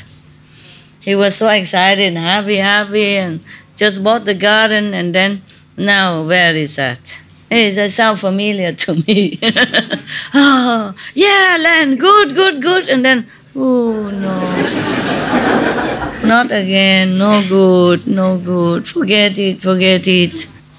Next morning, Sariputra saw that the Prime Minister is very sad. So he asked him, why are you so sad today? Is there any obstruction about the ashram? So he said, respected Reverend, I don't know if we could even build an ashram here. That's why I'm very sad now. So Sariputra said, what is the matter? So he told him everything like that. The 6 magician, master of the land, want to compete magical power with the Buddha or the Buddha's disciples. If we win, then they let us free. Let us be. If not, then no chance. So I don't even know if any of you respected reverends can win them, because I know them. They are very highly skilled in magical power. So that's why I'm so afraid and so unhappy. So Sariputra said to him, don't worry, we will. Yes, we can. We can do it. Yes.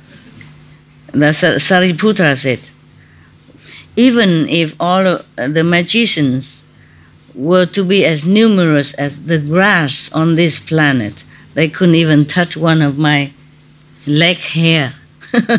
Why leg? Why? Oh, because he don't have any hair here. Okay. He didn't say, he cannot touch one of my hair, but he said one of my leg hair. Yeah, sure, huh? He has no hair on top, no? Monk, yeah? Okay.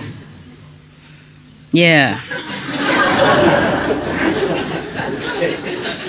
Chinese, slow translation. So, if they want to compete, we compete. Tell them, come here to Baba. Come, tell them, come. We're not afraid. Okay. And then the Prime Minister, very happy, happy. Wow. Yeah, go take a shower, wear new clothes, and come in and tell the king, Your Majesty, I have asked the disciples of the Buddha. They agreed to compete. Yeah, please tell them. So the king called the 6 magical master. It's a different, not magician. They are not magician. They really have magical power to shape things, to change you into a monkey or something like that. God forbid. They can do many things. Yeah. Even nowadays, there are still people with magical powers. One of them, they wanted to kill me with their magical sword, even. And then they didn't win. Even not just physical, people want to kill me. A magical power, they use those, you see the Star Wars, this kind of invisible light.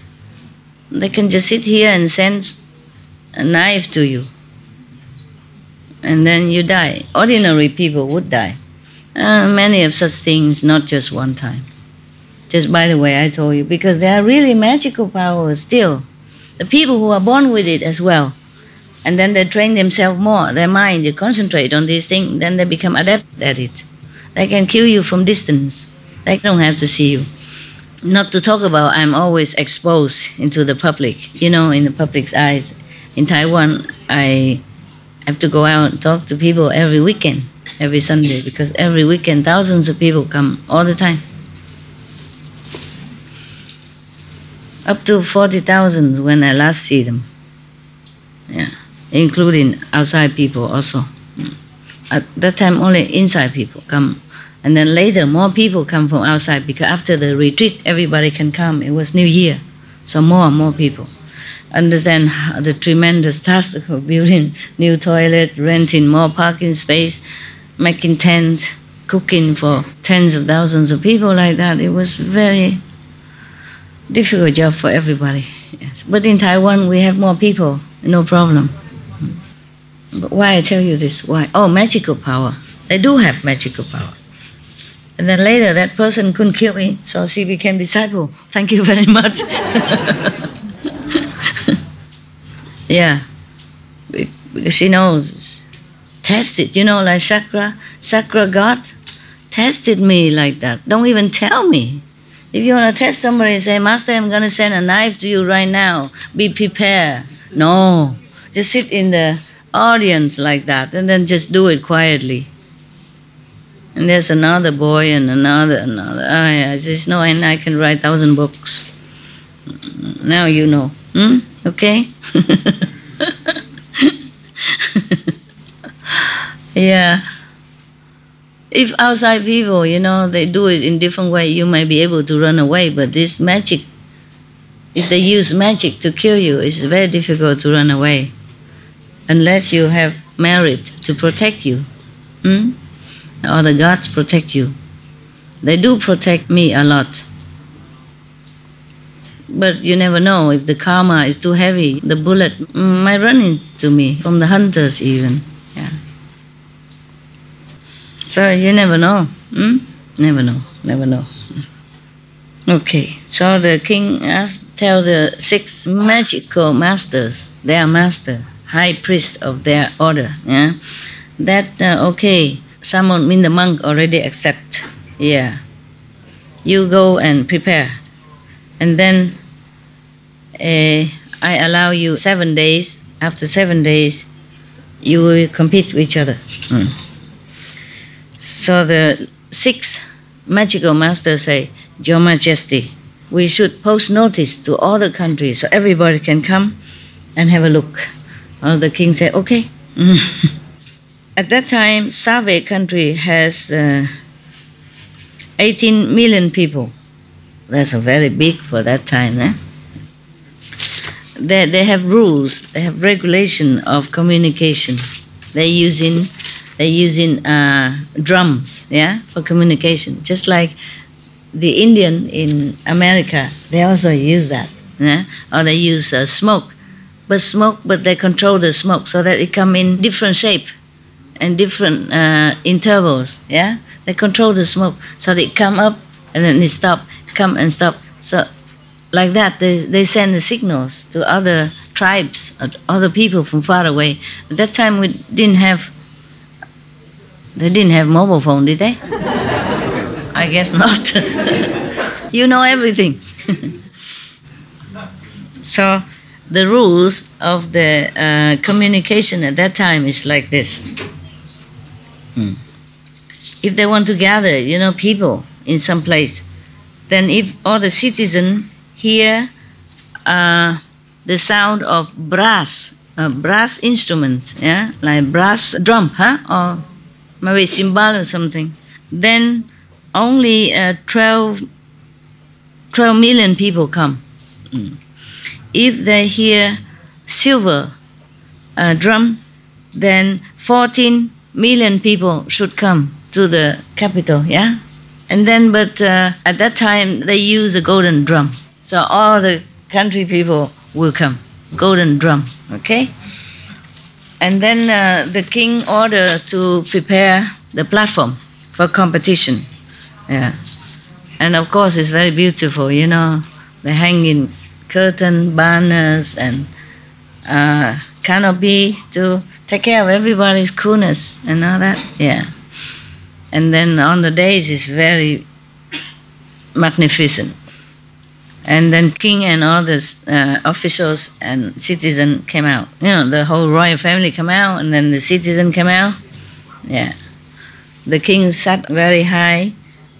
All the officials surrounding him, and then lower is the citizens. Yeah. Oh, the citizens are surrounding the king and the officials. And the 6th magic master has 3 million people. Follower. Wow. Powerful. 2 million people following them to go there. It's their disciples. Yeah. And Tudak, the prime minister, also prepared a very high days and beautiful for Sariputra. Sariputra? Only him? He has not too much magical power. Buddha said he has a little intelligence and a little magical power. And he said they could not even touch the hair of his leg. Oh, man, I thought he's humble. No, he has to tell the truth. Maybe he could defeat them. Maybe that he believed in the Buddha so much. Buddha will help him anyway. He can't do all that. Okay. At that time, Sariputra was meditating under a tree. And everything was, he's all calm, or his beings is very calm. And his spirit or his soul is wandering all over the universe. No obstruction. Then he was thinking to himself in his mind. The soul can go everywhere, the mind stay. And you can still thinking of the mind while you are meditating, your soul running everywhere else. That's a different thing. He was thinking, this gathering, these magic people, they are in the wrong path, and they're also very arrogant, condescending.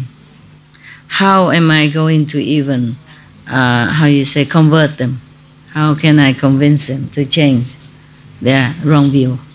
He's still thinking to help them even. Okay. And then thought like that, he stood up, using all his merit, 3 merit, and he vowed thus: if, since time immemorial, since many, many eons past, I was a good person, very filial to my parents, very respectful to monks' order, Sangha, and respectful to Brahman priest, then let me participate in this gathering of competition. And when I arrive, all the people will just stand up to greet me, if I was such a good person. At that time, the 6 magical masters saw everyone already at the gathering, but the Sariputta has not come yet. So they came up and said to the king, Your Majesty, Gautama's disciple know that they don't have enough ability to defeat us. So he probably hide somewhere, run away already. Yeah. So the king asked the Tudak Prime Minister, Tudak, the disciple of your master already agreed, promised to come to compete. How come he's not here yet? So Tudak said, Your Majesty, let me go check out, go home and have a look. So he went and saw Sariputta sitting in meditation. So he asked him, Obeisance to great, respected reverence, Sariputta, king, officials, citizens, and the 6 magic masters already there. Please come to the gathering. Okay, then Sariputta wear good clothes and dignified manner, and then he walk out very, very distinguishedly, majestically. Yeah. As if he's a lion king. And when he arrived, the king, the officials, and even the 6 magic masters and all the citizens look at him, feeling his composure, powerful composure. So they feel very awe, feel like he's a very awesome, special being. They just automatically all stood up to greet him, including the magic masters. Yeah. And everybody prostrate to him as well. As if the high grass, meet the long and strong wind. They just all come down. Whoa! Karup. Yeah. Okay. So his vow was true, meaning he has been a good person, respectful to Sangha, respectful to the Brahman priest, and has been filial child ever since time immemorial. So he has been a good person. Then that's why it come true. Yeah? If we are a truthful person, what we wish will come true like that. That's why we should not tell lie, because lie is the opposite direction of truth. We seek in the truth. We want to know the truth. So we have to be with the truth all the time. Otherwise, what we want won't come true, because conflict, You go this way or that way. That's why we respect the truth, so that everyone will be truthful. Whatever we wish will come true. So he went to the high days, and sitting there majestically like Mount Sumeru, like a mountain, Sumeru, big one in India. Yeah. And then one of the 6 magic masters, his name is Lao Do Sai. He's the best. He's the most powerful of them. So in front of all the assembly, he manifests a very, very giant tree, cover the whole gathering. Understand? There's 18 million people. Maybe they exaggerate.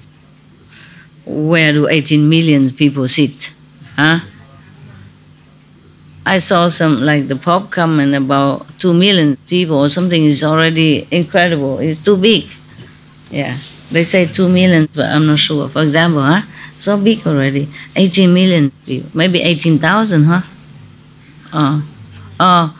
180,000, something like that, Yeah, because in India, many small countries together, At that time, the population, I don't know, just 2,000 years ago, probably just as much as right now. Could be to just 18 million, could be. But they beat the golden drum. That means all citizens should come. But maybe not all of them come. Never mind. He manifests a big giant tree, cover the whole gathering. Maybe just a vicinity, in the inner vicinity. Very lustful, beautiful flowers and juicy fruit. Everybody, hurrah, hurrah, hurrah. Yeah. Yeah, praising his magical power. And then Sariputra, whatever little magical power he has, I don't know.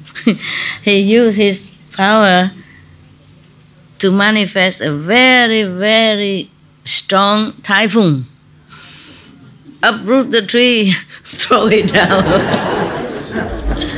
and crush it into powder. Yeah, dust. Yeah. So everybody, hurrah, hurrah, better, oh, Sariputra, okay, like that.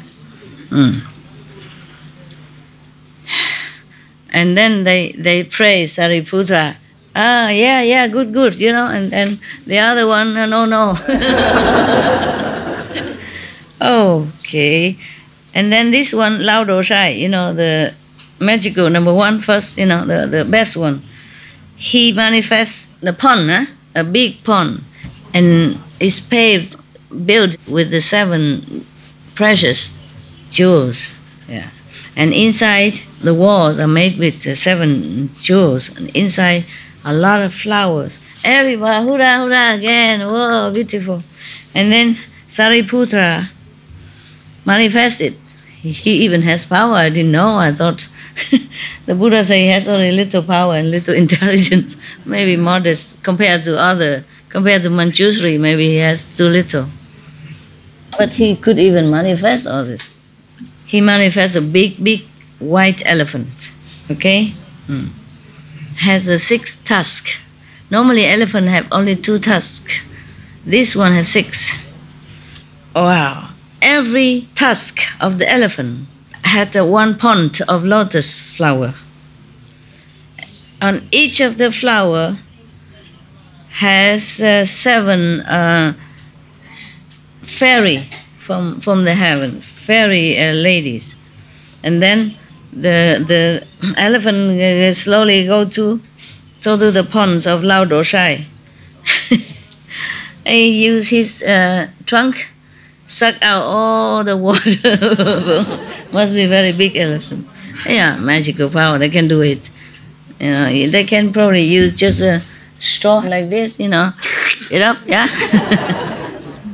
And then everybody, wow, bravo again. Okay, it's good. Yeah. Everybody praise Sariputra.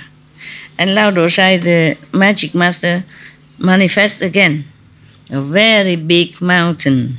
Yeah, also made with 7 jewels. And inside have streams, waterfall, very lustful with big trees and all kind of fruit trees and grass and flowers. Oh, everybody, hurrah, hurrah. My gosh, like a circus. Yeah.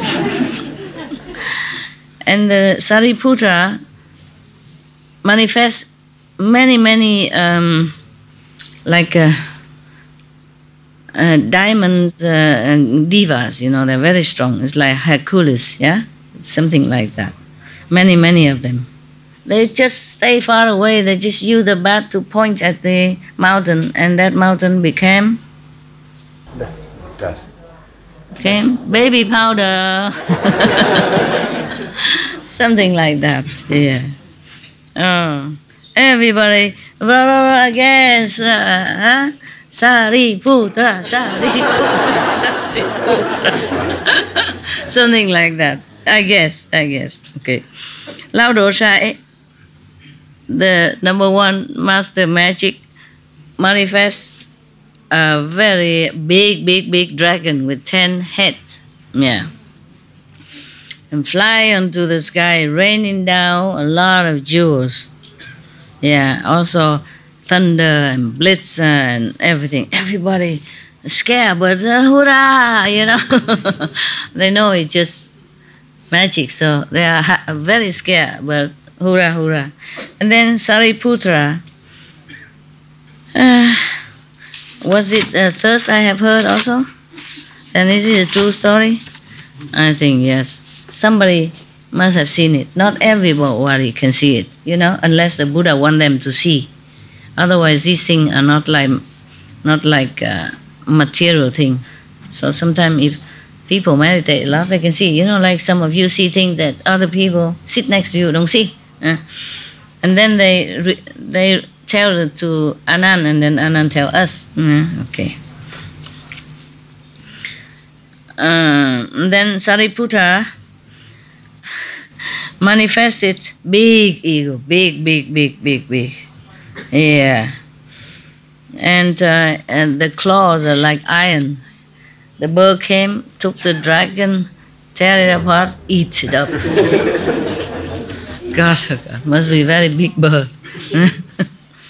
And everybody, hoorah! Sariputra! They are applauding so loud, it's like firecrackers all over the land. And praising Sariputra, number one. Okay, but the magic master still did not give in, did not give up. He manifests a big buffalo, very giant buffalo, strong, powerful, and big trunk of legs with the iron claw. Yeah. And when the buffalo came out, he kneeled on the ground and bell, very, ear-splitting sound. And then suddenly he wanted to jump up to Sariputra. Sariputra manifests a bigger lion. He come there and then get hold of the neck of the buffalo and then eat him right there. Eat him up. Everybody, hurrah, again. Yeah. And then they praise Sariputra, winner, you know? Yeah. Lao Do Sai still not give up. He manifests himself into a very big yaksa ghost. That means the most ugly and smelly of all the ghosts. Yeah. Very big. On his head is fire, burning. His eyes so red like blood. And his fangs, 4 of them, protruding out. His mouth is spraying out fire. And then he jumping around, very scarily. Sariputra himself now, himself, manifests into one of the gods that is higher power than this kind of yaksa ghost. So when he saw his chief god, he run away. The yaksa ghost run away. Yeah. And then wherever he go, there's a fire burning around him, very big and strong fire, hot. So he has nowhere to run. He cannot run anywhere. Only where Sariputra sit is cool. Nothing happened. So Lao Do Sai then give in. Yeah. He accept defeat. And he came and prostrate himself in front of Sariputra, begging for his life. And then the fire stopped. At that time, Sariputra, wanting to change the concept of these citizens of this country, so he manifests more magic power. He flew into the sky. He can sit in the open space. He can walk in the open space. He can fly there. Yeah, he can walk. He can stand. He can sit. He can lay down in the empty space. And then the upper level of him manifests water coming out, and the under part of his body spraying out fire, you know. So everybody just watching, and he come to the east, and then he disappeared to the west, and etc., etc. He come out and disappear, come out and disappear. Sometimes he make his body so big that the whole sky is filled with his body. Sometimes he make his body so small, so small. Or sometimes he manifested millions of bodies. And then sometimes he make all his body come back into one body. And suddenly he was in the sky, and then suddenly people see him under the earth, hiding under the earth, and come back from the earth. And then he can walk on the water like nothing, like on the ground. Many, many other magic powers that he manifests there, right there. And then he come back to his seat and sat like before. The whole assembly, from king to citizens, seeing all this, they were very, very respect, and then they believe in the Buddha teaching. You have to have magical power to help people even. I probably have to go and get some. So after Sariputra saw that the king and the assembly changed their mind already, turned into the correct way, so that he began to pitch to them, okay, like karma, you know, the right direction, etc., etc. Many people gain a middle range of spiritual practice, and a lower or even higher to arhat in that assembly.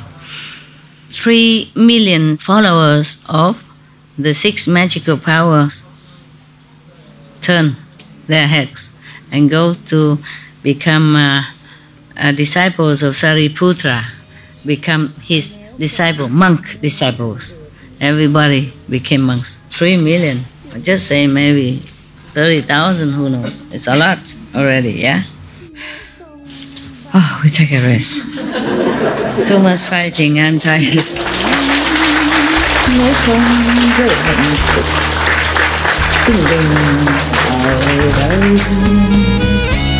Some days later, after that, Sariputra and Tudak, the prime minister, go to the Kida prince garden and measure things. And each one of them hold the end of one rope to measure. And then Sariputra was smiling or laughing. And the prime minister asked him, "What are you laughing at?" Sariputra replied, "You and I, each one hold one end of the measure tape. Just like that. We just hold it, and then 6 heavens, 6 heaven has already been built, established, at the time that we are holding yeah, you wish, I know. You wish that we can do that here, huh? Yeah, they just holding, they have not even measured yet. 6 heavens, you know, the whole heaven already been built and established. That's why I laugh. So, but why is it exactly you are laughing? Yeah. Because I'm happy for you, Sariputra said. Because you are so sincerely wanting to build the ashram for the Buddha and the Sangha. Therefore, all the citadel or the palace in the heaven manifest so fast. Yeah, okay, I can lend you my my third eye so you can have a look in heaven. Oh, he borrow, give me your third eye, put it here, look up. Wow, wow, wow, wow, wow. Beautiful palaces, beautiful scenery, heaven, 6 heavens. Yeah. Is it 6 heaven? Or? Yeah, All the palaces in 6 heavens already been built, just like that. And then it's all for him. It's all manifested and built for him, ready for him, for the Prime Minister to that. For when he died, it's all his. Wow, wouldn't you like that, huh? Let's find some rope and we begin to hang out. I'm sorry. Whatever built there is all for me then, because I'm the one who measure all the land and do all the things. Maybe I have 60,000 heaven waiting already. What do I care about this place, huh? I don't even care about that heaven palaces. I don't care, nothing. So he said to Sariputra, Reverend, in these 6 heavens, which one is the best? Which one is the most happy heaven? So he said, oh, the third lower one is mostly for sensual pleasure, almost like here. And the fourth are less, people there are more contented, not so greedy and not so indulgent in sensual pleasure. Yeah. Often, some bodhisattva go there to preach beings up there. Yeah. And the upper 2 heavens, oh, I thought the upper is the better. No. They say the other 2, the beings there are very arrogant. Yeah. And very indulgent, very careless about their life and their moral and their merit. Then, respected Reverend, after I die, I would like to be born in the fourth heaven. Yeah. So after he said that, every other palaces in heaven disappear. Only the 4 remain. See, it's all for him. And then it doesn't move, it doesn't disappear. Yeah. It just stay there, waiting for him. So, when they are beginning to measure the land, so how long, how big, to build where, and then he saw Sariputra a little sad. So he asked, Reverend, why are you so sad? So Sariputra pointed to the big group of ants on the floor, crawling. He said, you see these ants? And say, yes, I see it. He said, noble Prime Minister, you should know. Because you don't have your wisdom eyes, so you don't see, you don't know the origin of this group of ants. Many past lifetime, also in the same garden here, you have made ashram also to make offering to the Buddha Tibati. And this group of ants were already here also. And then when the Buddha Tiki appear in the world, you also make another ashram here to make offering to him. And the ants were still here. Yeah, continue their tradition, their life here. And then when the Tisafu Buddha appear in the world, you also made an ashram to offer to the Buddha. And the ants were still there. And the Buddha Kaulutong appear in the world, you also made another ashram here to offer to that Buddha. And then another Buddha Naham Koni appear in the world, you also made offering ashram right here. Then the ants also asked permission to continue to stay. These ants, yes. And at the time of the Buddha Kachipa, you also make offering right here in this land to offer to him. And the ants will still continue their life here. It's already 91 aeon, or maybe 91 life. It doesn't matter, there's a lot. 900 something lifetime already, yeah? Even if it's just 900, it's a lot. 900 years. And they are still ants. Don't even know when they become elevated or liberated from the insect's body. Yeah. So you see, life and death continue, and transmigration into lowly level like that forever, for a long time like that.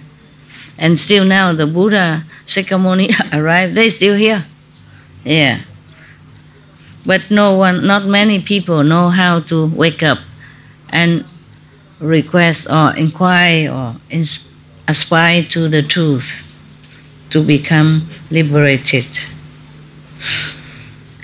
The people, the beings who has wisdom should reduce greed, attachment, and hoarding fame, power, and name, and then we should seek enlightenment.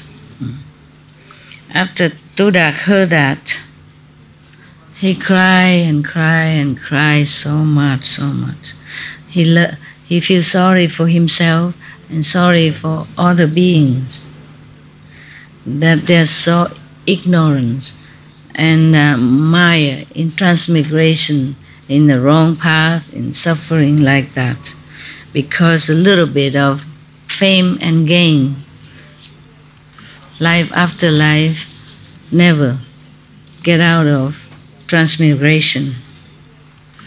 And even all this fame and gain is only filthy, worldly possession and very transient. Even then, because of that, they risk their life and they die and born again and suffer a lot. And even in animals' kingdom. He was crying, feeling so sorry. After measuring the land, and then they begin to build the ashram. They built one special high-level house with the kind of sandalwood first smell nice and also avoid the insect to bite. Yeah. So for the Buddha, one special house, very high for Buddha. Yeah. And then for the monks, it's a little bit far away in 12 section. No, in 20 section. Yeah. Because there are 1,500 monks. So they have, different quarter for all of them. After all that is built, he thought, whatever it is, I am still just an official, belong to the king. If I just take my own liberty to come out and invite the Buddha, then maybe there's obstruction or maybe the king is not happy. So it's better I go and report to him first. So he came in and said, Majesty, I have already finished the ashram for the Buddha to come so that he can preach the ultimate wisdom and truth and bless our land and our people so that they become more humble, more moral, and it's better for them. And then they can all turn to a good religion, a good teaching. Yeah. And also our country will be blessed with peace and prosperity. Please, Your Majesty, send a messenger to come to invite the Buddha. Then I will forever in debt to you. I'm grateful. Yeah. Oh, the king feel that this is very good, as if the prime minister did the right thing, very polite, and he's happy. So he orders some of his subordinates, go to Vungsa city, invite the Buddha and the Sangha. Okay, so they went in, praise the Buddha, bow to him and say, Well honored one, my king and I and other people come here to invite you. Please descend to our to our country in this survey where we already built an ashram in order to propagate the true teaching for our country to have your blessing and our country and our citizens would bath in your grace. Yeah, okay. Please allow that. So the Buddha said, yeah, precious, excellent, yes. Your king and others, and you and the officials have come here for the sake of your citizens, so that they become happier and improve in every way. Yeah. And later on will be even born in heaven to enjoy happiness. So I, of course, am very happy to accept your kings and your invitation. All right. He said, I will come soon. He didn't say when. Say, someday soon I will come. Because the Buddha after he accepts the invitation, he emits great light, that shaking the whole country, in Save country, to awaken first some degree of the people's mind and heart over there first. Yeah. So everyone feel his power of blessing. When he walked to the Save country, of course many disciples also following him. And at every resting station, they both go there and take a rest, or go and take a rest. Even on the way from there to Save country, he already saved many souls, blessed them and changed them and convinced many people already. Yeah. Gradually, they already arrive in Save country. The king and officials and others all come out with flowers and incense to greet the Buddha. It's so great number of people. Everybody saw the Buddha and they all prostrate on the ground as if the tender grass been blown down by big typhoon or big wind. Okay. Everybody happy, happy, happy. Yeah. Oh, so many chariots, many horses, many people. It's like the sea of happenings. And where they are bringing him is in a very high level, high-rise level of land. It's very peaceful, very cool and beautiful. And they are already hanging banners and flags and cover and canopies, everything. Very beautiful and very, very awesome. And the Buddha came and sat on that dais and emitting great light to all direction and to 3,000 great heavens. His toes just press on the earth, and then the whole earth trembled. Yeah. Suddenly all the music came out from all directions. Yeah. Kuan Yin, I guess. Yeah. Even people are not initiated yet, then they would hear already some music. It happens, yes. As if some big orchestra was playing there. So everyone are happy and has benefit in some way. The deaf can hear, the blind can see, and the stutter can talk, and the hunchback became a straight back. I wonder. Many people healed of their ailments. So the whole country very, very happy, from old to young, man to woman. Yeah, everybody come and try to prostrate to the Buddha. At that time, the Buddha observed different people, different affinity and different route to teach them accordingly, as if a great doctor who knows different patients' sickness and treat them accordingly. So many people gain some benefit, elevate themselves to different position of spiritual consciousness. Then must be initiation then. Yeah, the sound of music from nowhere and all many different attainments, just like initiation. People have different level. And even some attain arahat as well. Some even already saw the seat of Pratyeka Buddha right there. Yeah, and some other people aspire to become Buddha. At that time, the Buddha said to me, Anand, I wasn't there. Don't say to me, mean Anand. This garden belonged to the Kapkodok, the one who gives to the desolated, needy beings. Yeah, and all the trees belong to the prince Kida. Both of them put their minds and forced together very, very diligently to build this ashram.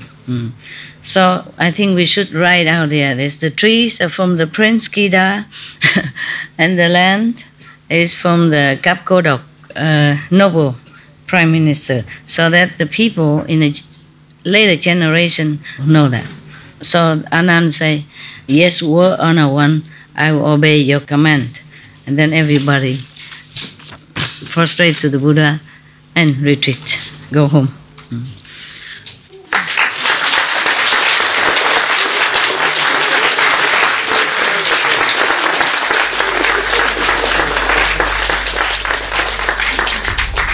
We should really thank the past masters, monks and nuns and scholars who have taken time to record the Buddha's teaching after the master's nirvana, and also for the past and present persons, lay or monks or nuns who have really dedicated themselves, sacrificed their time and precious health or under any difficult situation to translate this so that I can read it to you. And we have to thank them.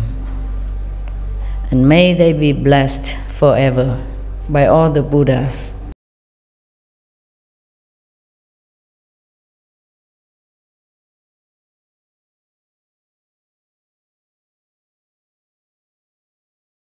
Journey, and it's a lot of building to do.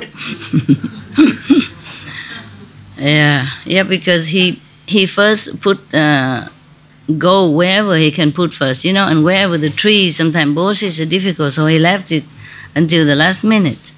In the other story, I heard he was going around a tree area and was thinking, and then the prince said, nah, maybe you don't have enough gold, or if you're sorry, then you can return the garden to me. No problem. But he said, no, I'm just thinking how many cart of gold we have to bring so that we don't bring too many and then come back and forth, it's a waste of time. So therefore, the prince saw that he's so determined to make offering to whoever that Buddha be.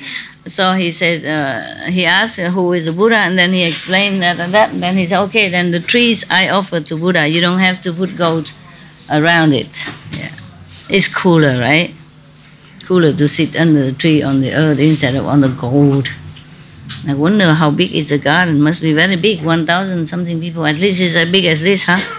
And with coconut tree and olive trees, yeah? Okay, guys. Everybody bow to the Buddha and go home. I bow to you, I go home now. I'm tired.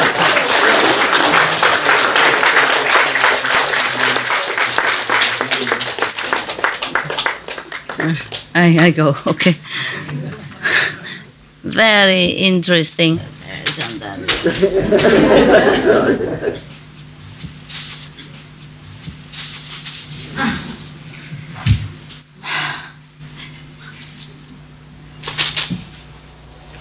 The best blessing in there.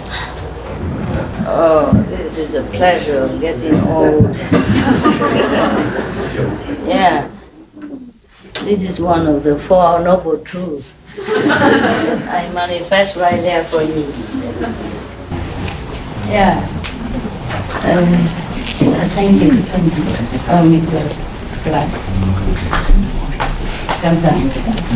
Grazie mille. Maybe we have to go ask the saints of Monaco in his garden. Maybe he changed his mind, I don't know. OK 哈。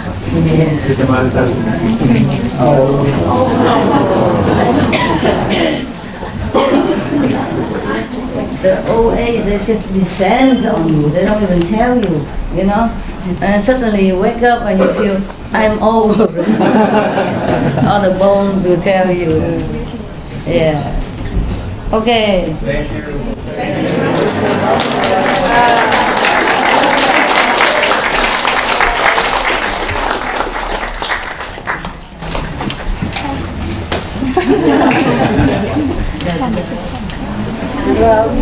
I love you. I love you.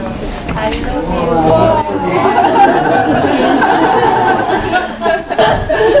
People put go on the garden and you put go on your finger. Good night. Bye-bye. This is a small place, but it's also good. All concentrate, you know. Don't have to keep telling everybody come, you know, because you're all here already. You know, it's so small, you can't go anywhere. It's also good, huh? Yes. Thank you 哈，谢谢大家。那么遥远来，我很感激了。感激。没办法，那个一个一个交代，尽量解，尽量解。你原谅。一个人没办法什么都做，尽量。谢谢谢谢。我爱你，大家回去，上帝保佑。好，谢谢。感恩师父，感恩师父。啊？感谢你们这么遥远过来，感谢神，我非常珍惜了。OK， 以后再见。我中哈。